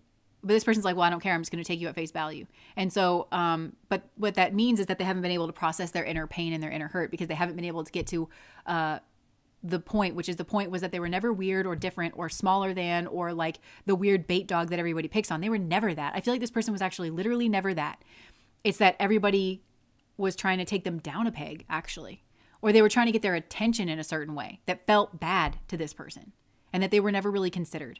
And I think that might be a big wound for this person. Even in their like early home environment, I'm different and I'm never considered. Even if this person had a lot of gadgets, it's like, why do you prefer to spend time with your gadgets? And it's like, well, the gadgets don't judge me. The gadgets don't like ambush me to try to get my attention, to try to get me to find them attractive and then chase them around, or to try to get me to think that they're cool, or like, you see what I'm saying? Like, this person doesn't get that they're kind of hot and like above other people. They really don't get it. Okay, so this is great. I highly recommend this person. Highly. I feel like this is a great person. But the one thing you're gonna have to know is that like this person's not gonna drag a lot of shit into your life. They're not gonna drag a lot of drama and stuff into your life. And they don't want to be seen as less than for that. The fact that they're not dramatic and the fact that they can amuse themselves. And for some, they might even appreciate if you can keep people the fuck away from them a bit, keep them off. And even just being with you might do that, where they have less people who are just clamoring for their attention. Just being with you might provide some kind of buffer for that. And I think being with this person may provide some kind of a buffer for you as well. I don't know what it is, but and I think it has to do with this person's neurodivergence. That's a real boon for you, actually, the way this person is neurodivergent. And I'm thinking about myself, like I actually enjoy being around a lot of people with autism because I come from a hyper manipulative family, and people who are like kind of a touch autistic don't like that. Like they don't care about playing like the weird manipulative games or anything like that. So it could be that like something here like that. It just actually their neurodivergence makes you be able to calm down a bit, or in some way it's like beneficial for you. Maybe this is also a person who's like a bit Aspergy and like are crazy, insanely intelligent about like different things. So, okay. I helped him heal from her just to run back and get the same treatment. Yeah, because I feel like this person is kind of stuck on somebody from their past. They don't see people all that clearly. And in a way that's kind of protected them, but in a way that has hurt them, in a way that they can't really process and like uplift from the root, because whoever that person was from their past is really, they ain't it. I just got to say, I have a lot of respect for this person's energy, and I really don't have a lot of respect for the person that I'm picking up on from their past. Like it's not like that they're a bad person or anything, but they ain't shit. I can just tell that they ain't shit. Like whatever pedestal this person puts them up on. And it could be because that person was like accepted by a social group or seemed to have like some kind of social standing or something in a way that this person admires and wishes that they could be. That's a wound in this person. And that person, I don't know. I feel like you're a much better match for this person in regards of that. Okay, so I am going to take a brief bathroom break, and I will be right back, and then we will move on to pile number 3.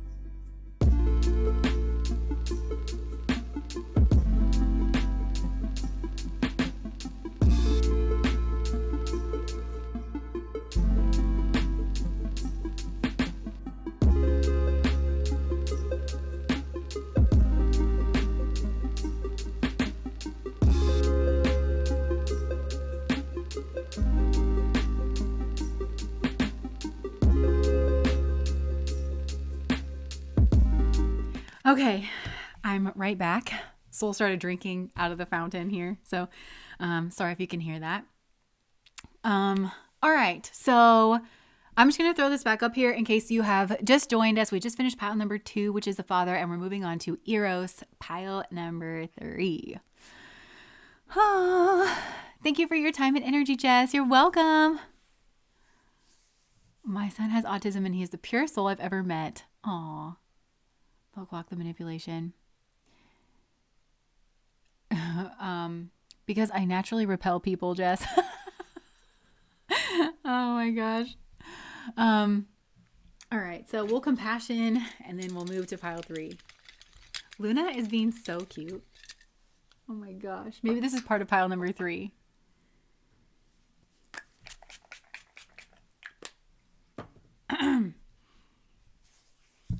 All right. Pile number 3. Okay, soul keeps drinking and I'm hearing the word thirsty. So maybe this person is really thirsty. This is also like the Eros card. So this person could just be really thirsty. I gotta say, I do feel like this person likes nice things. Like there is like a bit of a materialist streak here, but let's just see what else comes out because it might not be maybe a totally like bad thing. Oh, look, the justice card just fell out upside down. So there could be karma here. This person could have a cycle that's not closed out with somebody else, but I think they treated somebody unfairly and that person has not received justice. Oh, look at all the black and white here. Okay, I'm kind of getting that this person might be a black and white kind of thinking person. Really look at this person, okay? I hate to be starting off like on such a bad foot here with pile number 3. But I am kind of wary of this person, just like right off the bat. Like really try to look at the truth because I do feel like there's a way that this person presents themselves as like all this like happy energy here. But I just heard, when the truth came in and the roof caved out, I just didn't know what to do. When the truth comes out, I feel like you're going to get an entirely different impression of this person or like possibly even like their past or like the certain things that they were saying because look, there's this diamond here. I just heard cubic zirconia, which I don't care about that. But like there's something here about the way that this person was saying where it's like, oh, you might realize later that they wanted stuff or like they wanted a diamond. Maybe they wanted to get married or something. There is passion energy here. Okay, so now I'm going to go for this pile. I think that maybe you were thinking about this person one way, and then I feel like some kind of truth is going to come out, and then you're going to realize, like, you're going to think about this person another way. Okay, you might actually really like this person. Like, maybe there's a lot of attraction here on your side of things, and, like, romantic kind of notions with this person. This person may also have, like, friends around them that seem very sweet, and they might even seem very different from each other. There might be 2 people around this person that seem very sweet, but also very different from each other in some kind of aspect. And they're looking at you like, they're looking at you a certain way. As a come up is what I'm getting. Or like some kind of path forward or something here.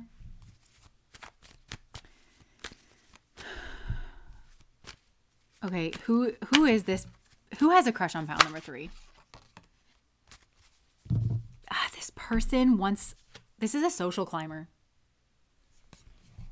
This person wants money, I think. They want some kind of break. 7 of Swords.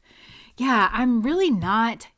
I feel like this is a karmic, to be honest. I feel like this is a past life karmic. Maybe you are this person that has not received justice from this person and there's still some kind of like open-ended cycle.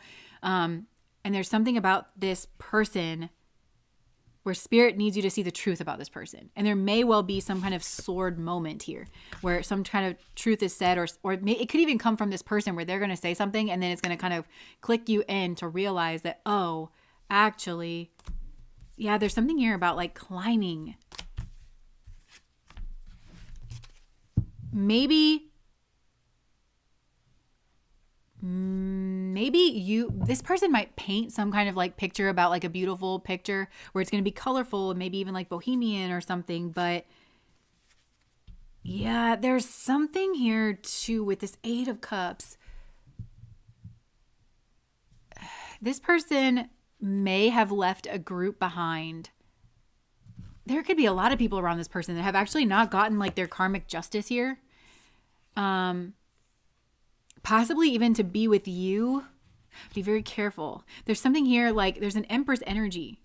They either wanted to be perceived in that way or they went after some kind of Empress energy, and it might have actually hurt a lot of people, like, or ruined something here, and it created some kind of big karmic obstacle, and maybe that's with you.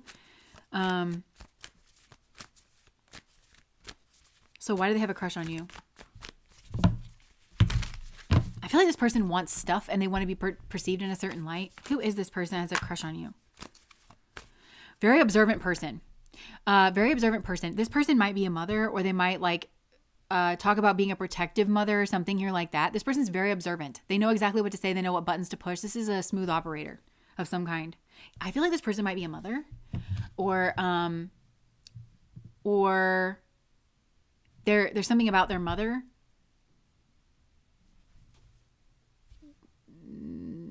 Their mom could, okay, so it could be there's something here about their mother. Maybe their mom, there could be like mommy's favorite or something. Their mom could give them money or something here.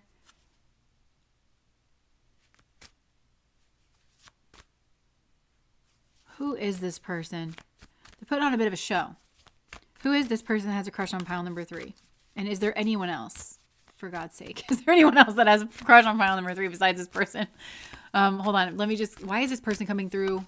I'm asking too many questions. Okay. Why is this person coming through? There might be a choice here, or I almost want to feel like, I almost want to say that it's between two karmic destinies of like going back in with this karmic, because it feels like this is an open-ended karmic cycle where justice has not been served here. And the way for justice to be served is for there to be some kind of truth that's brought in the situation where you actually see this person clearly. But we have, I'm kind of getting a 3 of swords. I'm kind of getting like a 2 of swords vibe. And then that third sword, the truth, is like some kind of betrayal energy. Like when your heart is betrayed. And it could be that there's like a third party. It could be that realizing this person just wants money. It could be realizing what this person has said to like 2 people here. These 2 cat energies.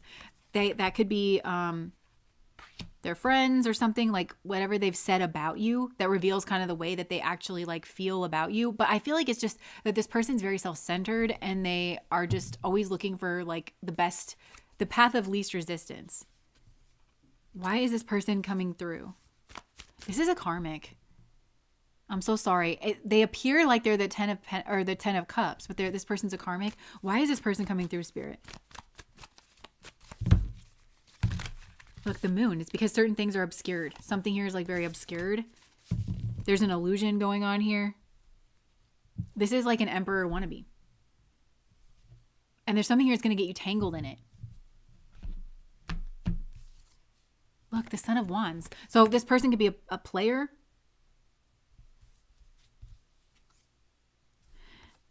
Yeah, this is a toxic love.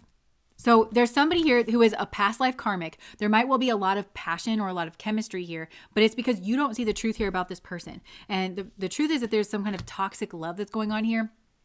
And there's a reference to a woman here who is like suburban, kind of like, and might play very sweet, like kind of born sexy yesterday. And it could be this person's mom, or it could be somebody that they've got on the side, or, it could be the way that they see you, but maybe that's the truth that needs to be obscured, is that this person doesn't see you clearly. There's a lot of anxiety here, but I feel like this person's going to cause you anxiety for sure. And there's a woman around this person. If this is a woman, then I feel like this is the person that I'm describing, but I feel like there's a woman around that's very territorial, and it could be this person's mom, or it could again be like some kind of third party. So a lot of anxiety here.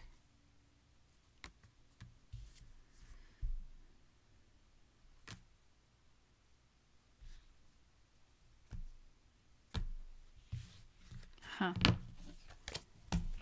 Okay, tell me more about this person, and then I'm going to see if there's anybody else. Tell me, who is this person that has a crush, and I'm wondering how this person having a crush comes about, but like, Who is this person that has a crush on pile number 3? They've been blocked off from something because they haven't taken responsibility. And I think this is with you. I think this person does this. Like this soul does this. They have, it's like they run from karmic person and group and situation to another one because they don't close out karmic cycles because they're not ready to balance anything out. So this person is blocked in some way because they haven't taken responsibility. And that maybe is towards you because maybe the truth did come out for somebody. I don't know where you sit on the timeline here. Maybe the truth did come out here about this person. Or maybe that's like they're trying to obscure. Oh, okay. So they could be trying to obscure you from a past situation where that they like just yeeted out the back door, didn't take responsibility from that. They're trying to obscure that so that you can't see that.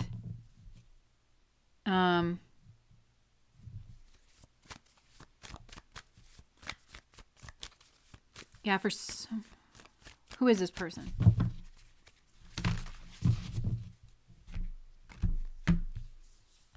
Look, the magician. This is a manipulator. This is somebody who manipulates women.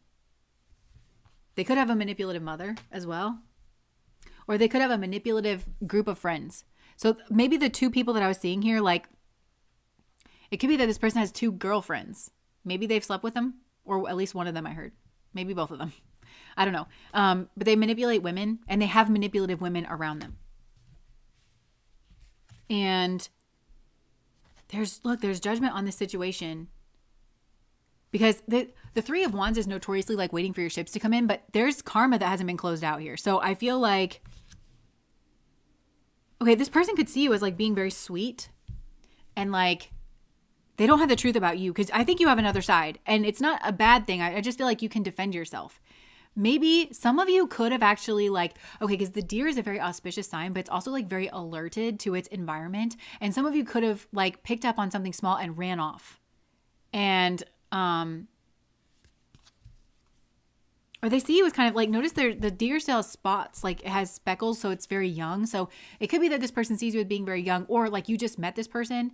So they're kind of, maybe for some of you, this person's pretending to be rich as well. Oh, but I just heard cubic zirconia. So, it could be that this person's pretending to be wealthy to try and like lure you in. Good Lord. This person is, really not coming across very, very, nicely. I just looked down and saw the codependent book. So it's like maybe this person like depends on codependence. Anything else that wants to come through about this person, or even like there's like a group of people around this person. Is there anything else that wants to come out? Because about, or like closing this karmic cycle. What do you want to say, Spirit, about this person? Like anxiety. They bring about anxiety, but they also, it's like they chop things up into bits to where you can't kind of see the full picture.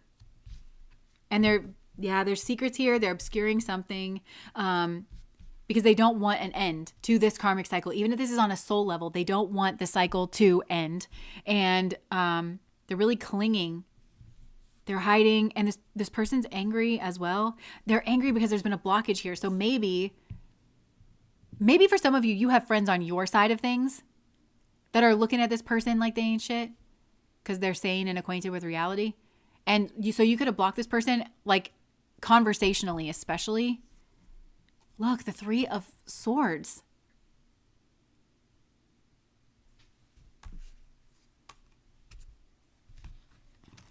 I mean, this person could have broke your heart in the past. I don't know.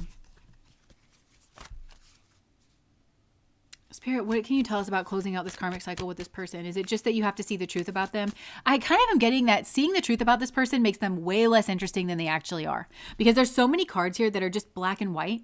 Like just kind of two-toned like that. And where this person is not as interesting or as colorful as you thought that they really were. Really, this person maybe just parrot certain things. They want money. They want to lure you with that, or like some kind of passion. They want to be seen as something greater than they are. But once you kind of catch on to this, that it's like Morse code, it's zeros and ones with this person, then you're just naturally going to decide and you're just going to naturally close this off.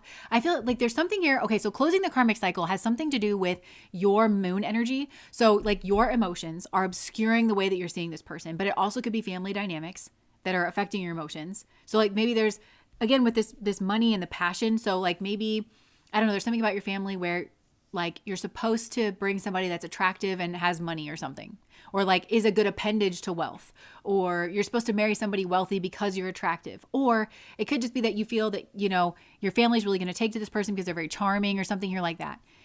That's emotions. There's emotions about that. Maybe to do with yourself, like feeling like you need a plus one in some way, like, oh, this person's really like, they're so interesting and so colorful. It's going to make me look so good in my family. Maybe there's family issues here. Like my family will finally accept me, or I'll be seen as cool in my family or in my hometown or something like that. There's emotional issues here that come from like the family that is obscuring the way that you are seeing this person and potentially seeing their family as well. But once you do see it clearly, and so seeing it clearly is removing the emotions, like actually understanding your emotions and how they're bending the lens through which you're looking at this person in order to make it seem more colorful than they actually are, then things will naturally end. And I think that you're going to be actually very pissed off with this person as you're processing through this. And you might actually become a lighthouse on the hill, like even for this person, like a cautionary tale, you know, of like what this person did to you or who this person actually is. Or, I don't know. You might light up in a certain way what's obscured here below. Somehow, whatever happens to you or whatever you say about this person might actually be taken seriously. But there might even be some fears around that. Or like, yeah, whatever happens to you, like if you actually like tell people, it might actually reveal what's hidden below. Because I'm kind of getting like, it's like a lighthouse, you know, where it's like there are rocks here. Like it looks watery, it looks like emotional or something, but actually, yeah. And this person is, you would protect yourself naturally and you would grow a lot from this experience. You will. Like if you get involved with this person, you'll grow in wisdom through just kind of like observing neutrally, because I don't think this person's been observed neutrally by you because of the karmas that are involved from past lives. But this person, I think, would want to protect themselves from like an argument, but also like because whatever you say about this person, you're going to hit the nail right on the head. Or maybe you've already done that. And now they're seeing you. So for some, I don't know where you're at on the timeline. That's maybe potentially like why this person actually likes you, because they're seeing you in a different light, and they're seeing you actually because they were seeing you as like that deer, right? The speckled deer, like maybe young or very sweet or very innocent. And then when you catch on to them and then like watching that you can just flip into this like, there was the Knight of Swords energy, that kind of argumentative, again, with the point, and the Knight of Swords too. It's not the Queen of Swords and it's not the King of Swords. Maybe you can like go wild a little bit with it, you know? Where you're like, what the, like, it's going to make this person actually respect you a little bit more. And they're going to be like, wow. And then they're actually going to be attracted to you because they're seeing you like, it feels like in an entirely new way. And they're seeing themselves.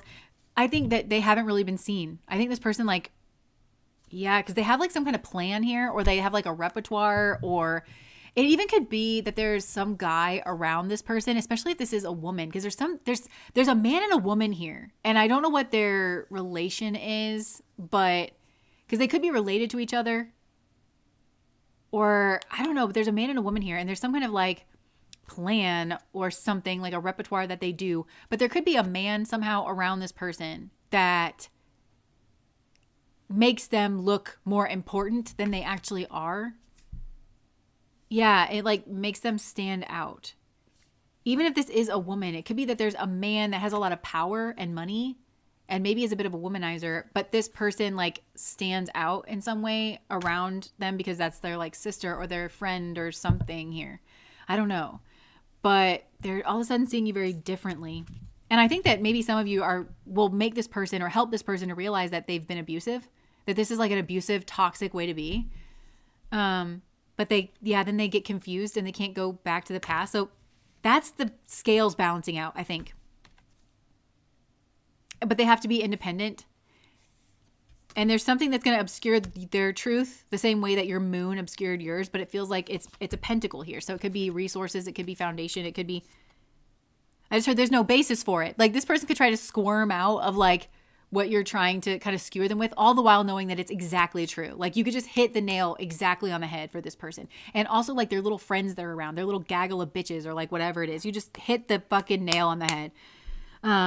That it's been toxic and you are going to emerge victorious. And that is you.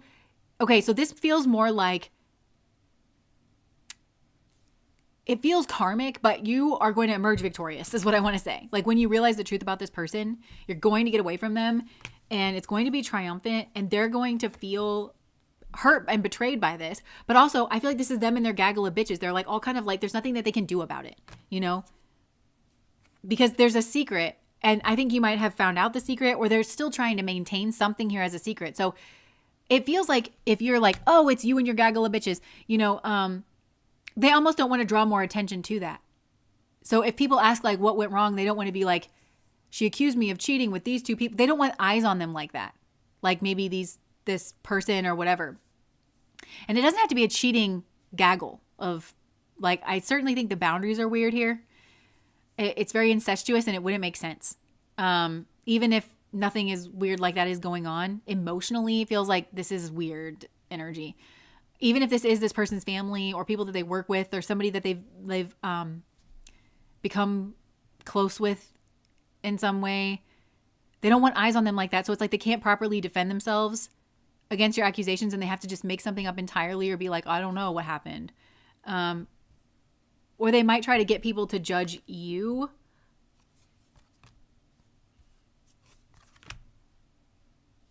Ew, this person's going to try to act like they were the one that was like committed and marriage minded and everything when really, don't make me laugh. Don't make me laugh. But all the while they actually know the truth. So something here is like very severed and that's like somehow necessary. It's part of a plan. I feel like there's a spirit guide here that's like working with this. So this person, there may be a lot of attraction, but this is going to be a journey for you. This is going to be a process. This isn't going to be a person that you like end up with. And you are going to gain a lot from this. Like you are the ultimate winner of this situation. You are going to emerge victorious.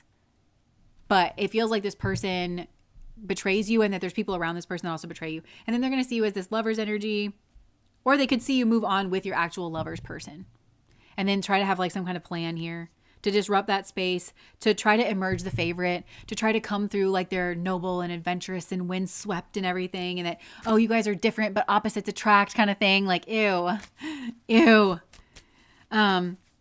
So keep that in mind. Like there might be some like coming back around type of action from this person because they want to get you stuck in their web again. And they might try to draw you in with some kind of anxiety here as well too. I keep wanting to ask if there's somebody else that has a crush on you. I feel like there is a lot, maybe even of other people that have a crush on you, but it's like this person has a way of like commandeering your attention. What's that about? What is that about? It's anxiety about what's not seen. And I think if you realize that in some way this person controls you with what's not being seen. There's an illusion that they put forward. This is a very toxic, potent mix. So there's an illusion about what they put forward. There's something here. I think you might use words like mysterious. You know, like this person is really mysterious. Or it's just the fact that every blank isn't filled in for you that actually feeds a fantasy, like a romantic fantasy here, and allows your mind to kind of run wild, or it allows you to kind of fill in the gaps. And that's what you're really in love with, is this illusion that you've been invited to create around this person. Again, once you see the truth of this, that it's not the real person, I feel like you'll detach. You'll have a much easier time of detaching. And I'm seeing you kind of furrow your brow, like what just happened to me, you know? Because it feels like you got caught in somebody's web here. And you're going to realize, yeah, that the person that you loved was never really there. It was always this other person that's actually much more two-dimensional. Much more two-dimensional. They just have this way, and I think it's using moon energy, putting forward an illusion, hiding things. And I think, again, you would use like, oh, they're so mysterious. But they're not. They're very two-dimensional. And it gives them way too much credit to say that this person is mysterious. It gives them way too much credit. But they might try to come back around once you've severed things. What does it feel like for this person to have a crush? Because it's coming across so two-dimensional. Okay, mostly it feels like a preoccupation because they're nervous about like you blocking communication or not wanting to have a relationship with them. It feels like anxiety to this person. Because now I feel like you're meant to flip this energy because there's certain things that they can't see. There's okay, this person has like magical capability. They try to stir up your fear. I want to cry all of a sudden now. It feels energetic. There's something energetic going on around this person or through this person, and they don't like to be seen. But all of a sudden I'm like picking up on their energy. And this person has a way of like trying to undo your blessings, trying to get in your head. They're trying to make you fearful and therefore like kind of dependent, or they're trying to access you like, or your fears in order to figure out how to become your favorite or to be seen as that, but also in order to keep things unequal. But they want you to approach them. This is a gross, yeah. There's something here about the past. They want to unlock something here from the past, some kind of like friendship here. This person is very fixated on you. There's a lot of mind energy here.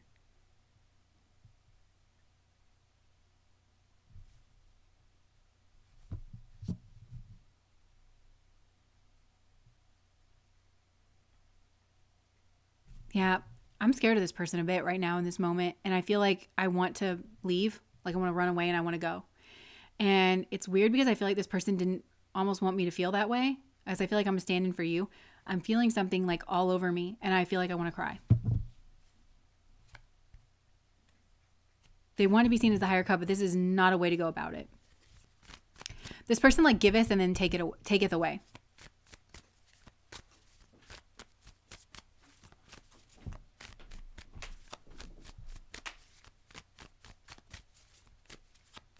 They cause heart palpitations.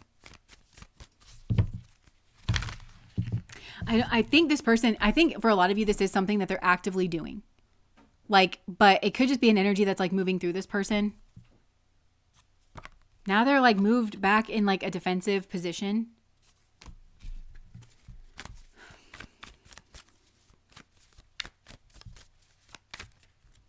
Okay, because I was like feeling like this was fun, this was fun, this was fun. Even looking into this person's energy, and then all of a sudden I was just like, this isn't fun. This isn't even fun anymore. This person wants to act like they have romantic energy in you and that they want a reconciliation, that you guys can have like a happy marriage and everything. There's some kind of like death or ending energy. This person wants to dominate. They want to like be the one that stands out to you as like superior or something. I think they stand out all right, but I don't think this person's abusive. And I think that's the way that you feel about this person.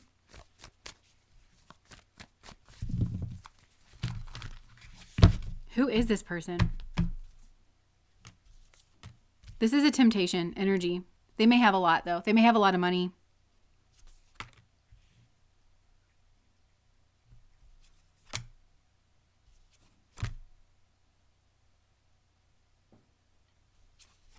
I don't like this energy. And I think I'm almost going to put this down. I'm going to stop this reading. Ew. Okay. Sounds like my karmic. This pile has malevolent energy. It's getting peeled back layer by layer. Exactly. Okay. So moving on from that. He's on demon time. Yo. This person doesn't even care. Like calling this person out like that. They like feel powerful in what they're doing.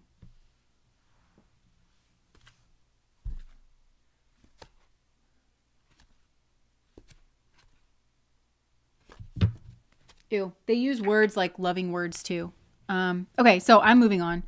All right, so moving on to our book reading here. I guess we'll compassion. I guess.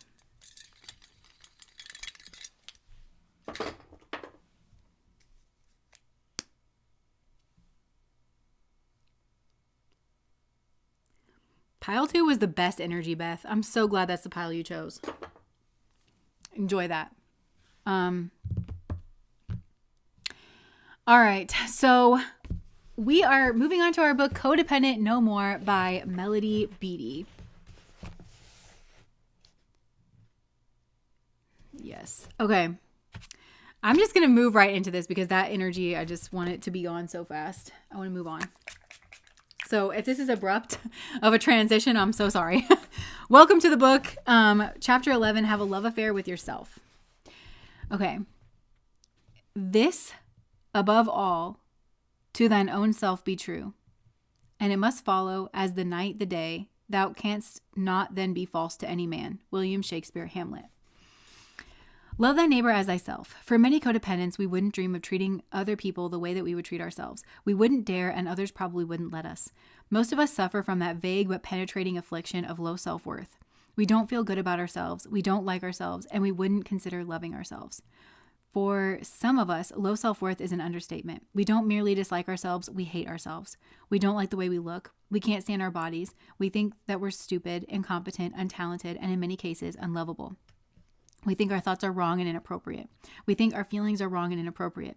We believe we're not important, and if our feelings aren't wrong, we think they don't matter. We're convinced our needs aren't important. We think we're inferior to and different from the rest of the world. Not unique, but oddly and inappropriately different. We have never made peace with ourselves, and we look at ourselves not through rose-colored glasses, but through a dirty brownish gray film. We may have learned to disguise our true feelings about ourselves by managing the way we present to others, our hair, body, clothing, where we live, whom we associate with. It's all about exteriors. We may boast of our accomplishments, but underneath the trappings lies a dungeon where we secretly and incessantly punish and torture ourselves.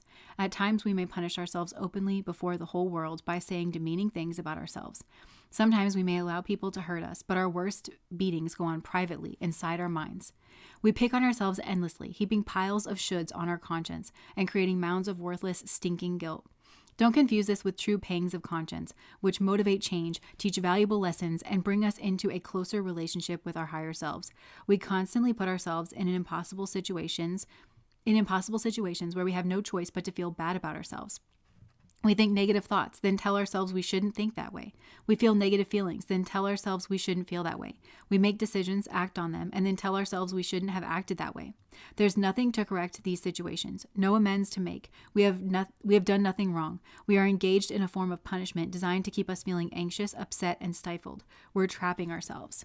Emily, thank you so much for the super chat. This is happening now. I escaped, but lost a community in the process. Yes. One of my favorite forms of self-torture involves a dilemma between two things I do. I decide to do one of them first. The minute I act on this decision, I say, I shouldn't be doing the other thing. So I switch gears, begin doing the other thing, and I start it on myself again. I really shouldn't be doing this. I should be doing what I was doing before. Another one of my favorites is this. I fix my hair, put on makeup, look in the mirror, and say, gee, I look weird. I shouldn't look this way. Some of us believe we have made such bad mistakes that we can't reasonably expect forgiveness. Some of us believe our lives are a mistake. Many of us believe everything we've done is a mistake. A few of us believe we can't do anything right, but at the same time, we demand perfection of ourselves. We put ourselves in impossible situations, then wonder why we can't get out. Then we finish the job by shaming ourselves. We don't like what we do, and we don't like who we are. Fundamentally, we aren't good enough. For some reason, God created in us a person inappropriately equipped for life. Our low self-worth leads to many problems. We frequently dislike ourselves so much that we believe it's wrong to take ourselves into account, or in other words, to appear selfish. Putting ourselves first is out of the question. Often we think we're only worth something if we do things for others or caretake, so that we never say no. Anyone as insignificant as us must go an extra mile to be liked. No one in their right mind could like and enjoy being with us. We think we have to do something for people to get and keep their friendships. Much of the defensiveness I've seen in codependence comes not because we think we're above criticism, but because we have so little self-worth that any perceived attack threatens to annihilate us. We feel so bad about ourselves and have such a need to be perfect and avoid shame that we cannot allow anyone to tell us about something we've done wrong. One reason some of us nag and criticize other people is because that's what we do to ourselves. Our low self-worth or self-hatred is tied to all aspects of codependency: martyrdom, refusal to enjoy life; workaholism, staying so busy we can't enjoy life; perfectionism, not allowing ourselves to enjoy or feel good about the things we do and the way things are; and procrastination. It also drives us to avoid intimacy, stay in destructive relationships, initiate relationships with people who are not good for us, and steer clear of people who are good for us. We can find endless meanings of torturing ourselves: overeating, starving ourselves, neglecting our needs, comparing ourselves to others, competing with people, obsessing, dwelling on painful memories, or imagining future painful scenes. We think, what if they drink again? What if they have an affair? What if a tornado hits the house? This what if attitude is always good for a strong dose of fear. We scare ourselves, then wonder why we feel so afraid. We don't like ourselves, and we're not going to let ourselves get any of life's good stuff because we believe we don't deserve it. As codependents, we tend to enter into totally antagonistic relationships with ourselves.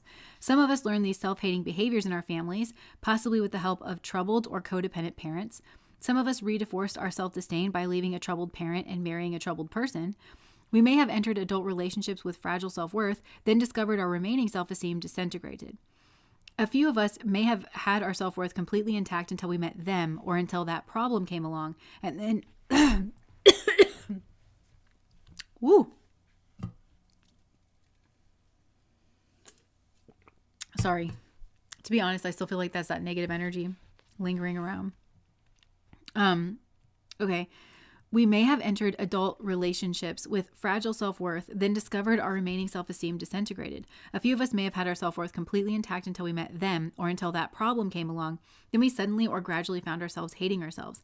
Compulsive disorders destroy self-worth in the afflicted person and the codependent.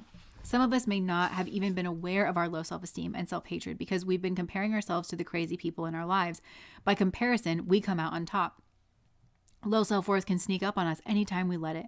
It doesn't matter when we began torturing ourselves. We must stop now. We are okay. It's wonderful to be who we are. Our thoughts are okay. Our feelings are appropriate. We're right where we're supposed to be today in this moment.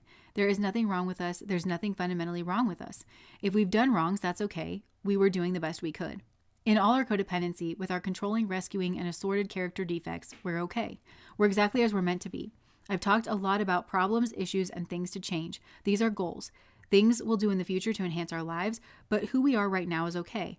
In fact, codependents are some of the most loving, generous, good-hearted, and caring people I know. We've just allowed ourselves to be tricked into doing things that hurt us, and we're going to learn how to stop doing those things. But those tricks are our problems. They aren't us. If we have one character defect that is abhorrent, it's the way we hate and pick on ourselves. That's simply not tolerable or acceptable any longer, and we can stop picking on ourselves for picking on ourselves. This habit isn't our fault either, but it's our responsibility to learn to stop doing it.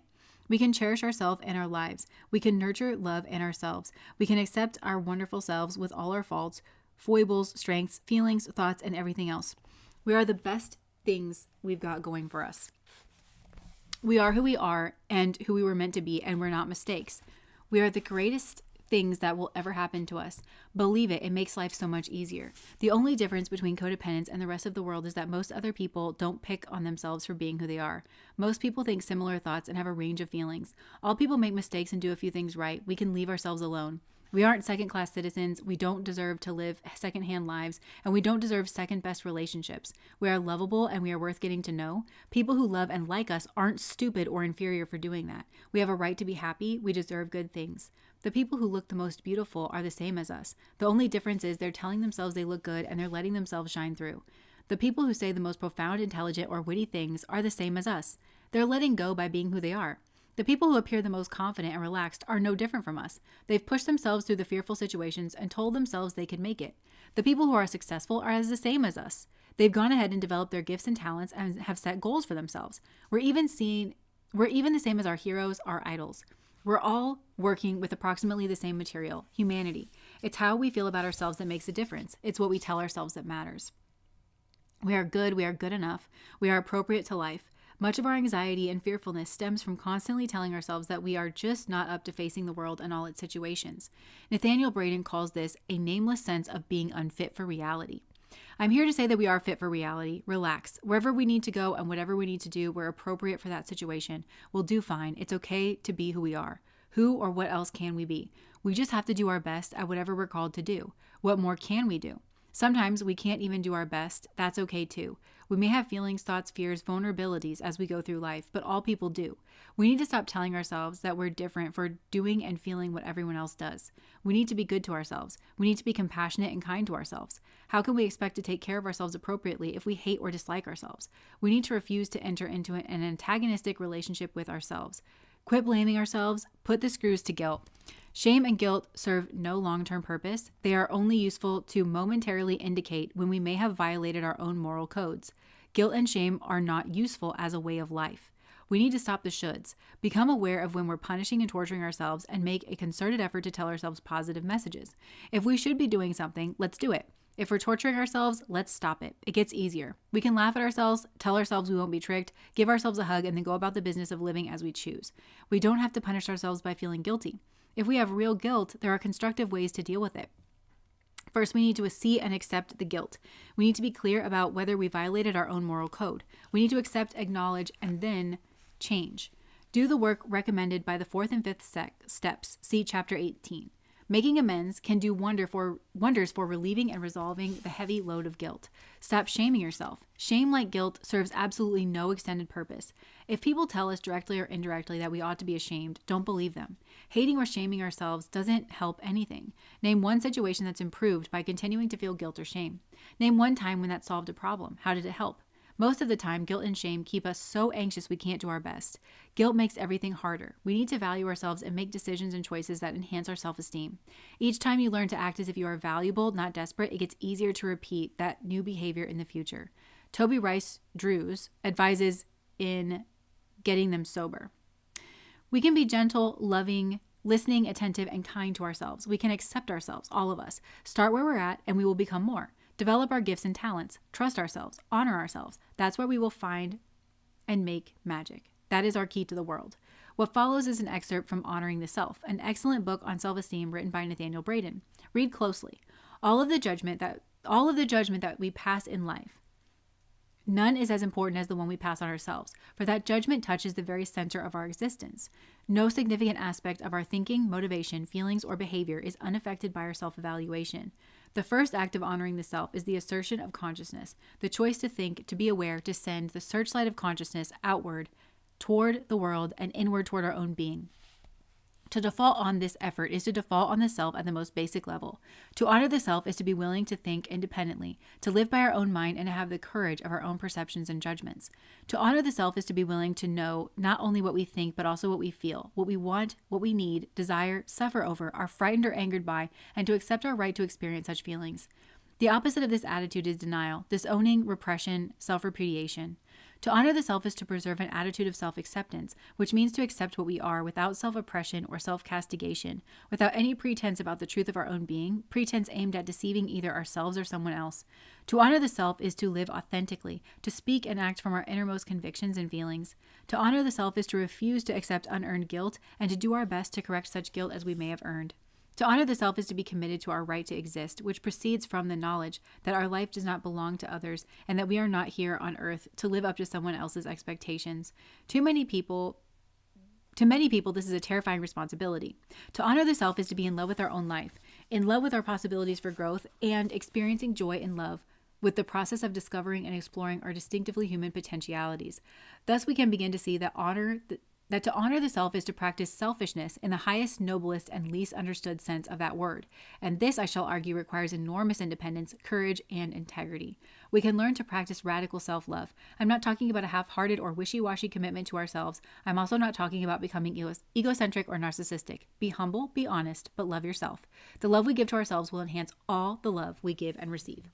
Activity. How do you feel about yourself? Write about it. Include the things you like or don't like about yourself.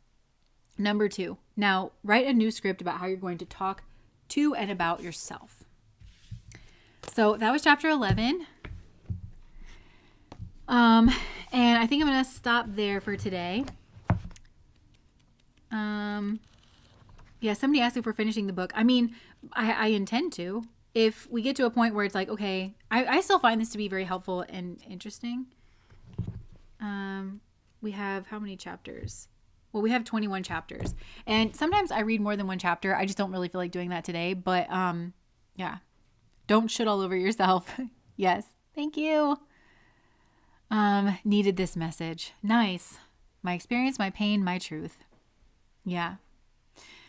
Okay, so I think that's what we have. I hope you guys are warm and safe where you are, and you're stocked up on food, and I saw a message about heating, and I did just want to pass it on in case any of you are in this situation. Be careful about carbon monoxide poisoning if you're trying to heat yourself. Don't bring generators inside. Don't light charcoal grills indoors, or do things like that. It might be worth just kind of looking up on that. I just wanted to pass along that information because I just thought that it was a good PSA. And the person I heard that from, her father was a physician that would do like the hyperbaric chambers, because I guess if you have like carbon monoxide poisoning, they have to like really, really drop the pressure to push the carbon monoxide out of your body. And she said that when it would get really, really cold, sometimes they would have entire families that they would have to kind of treat like that. But it's also very dangerous because you can start to feel really sleepy. And if it's like the evening or something, you might just not even realize anything's wrong, and then, just kind of go to sleep when actually you need some kind of like assistance. So I did just want to pass that along. But I hope that you are safe and warm, and I'll see you when I see you. For those of you that are on Patreon, we do have a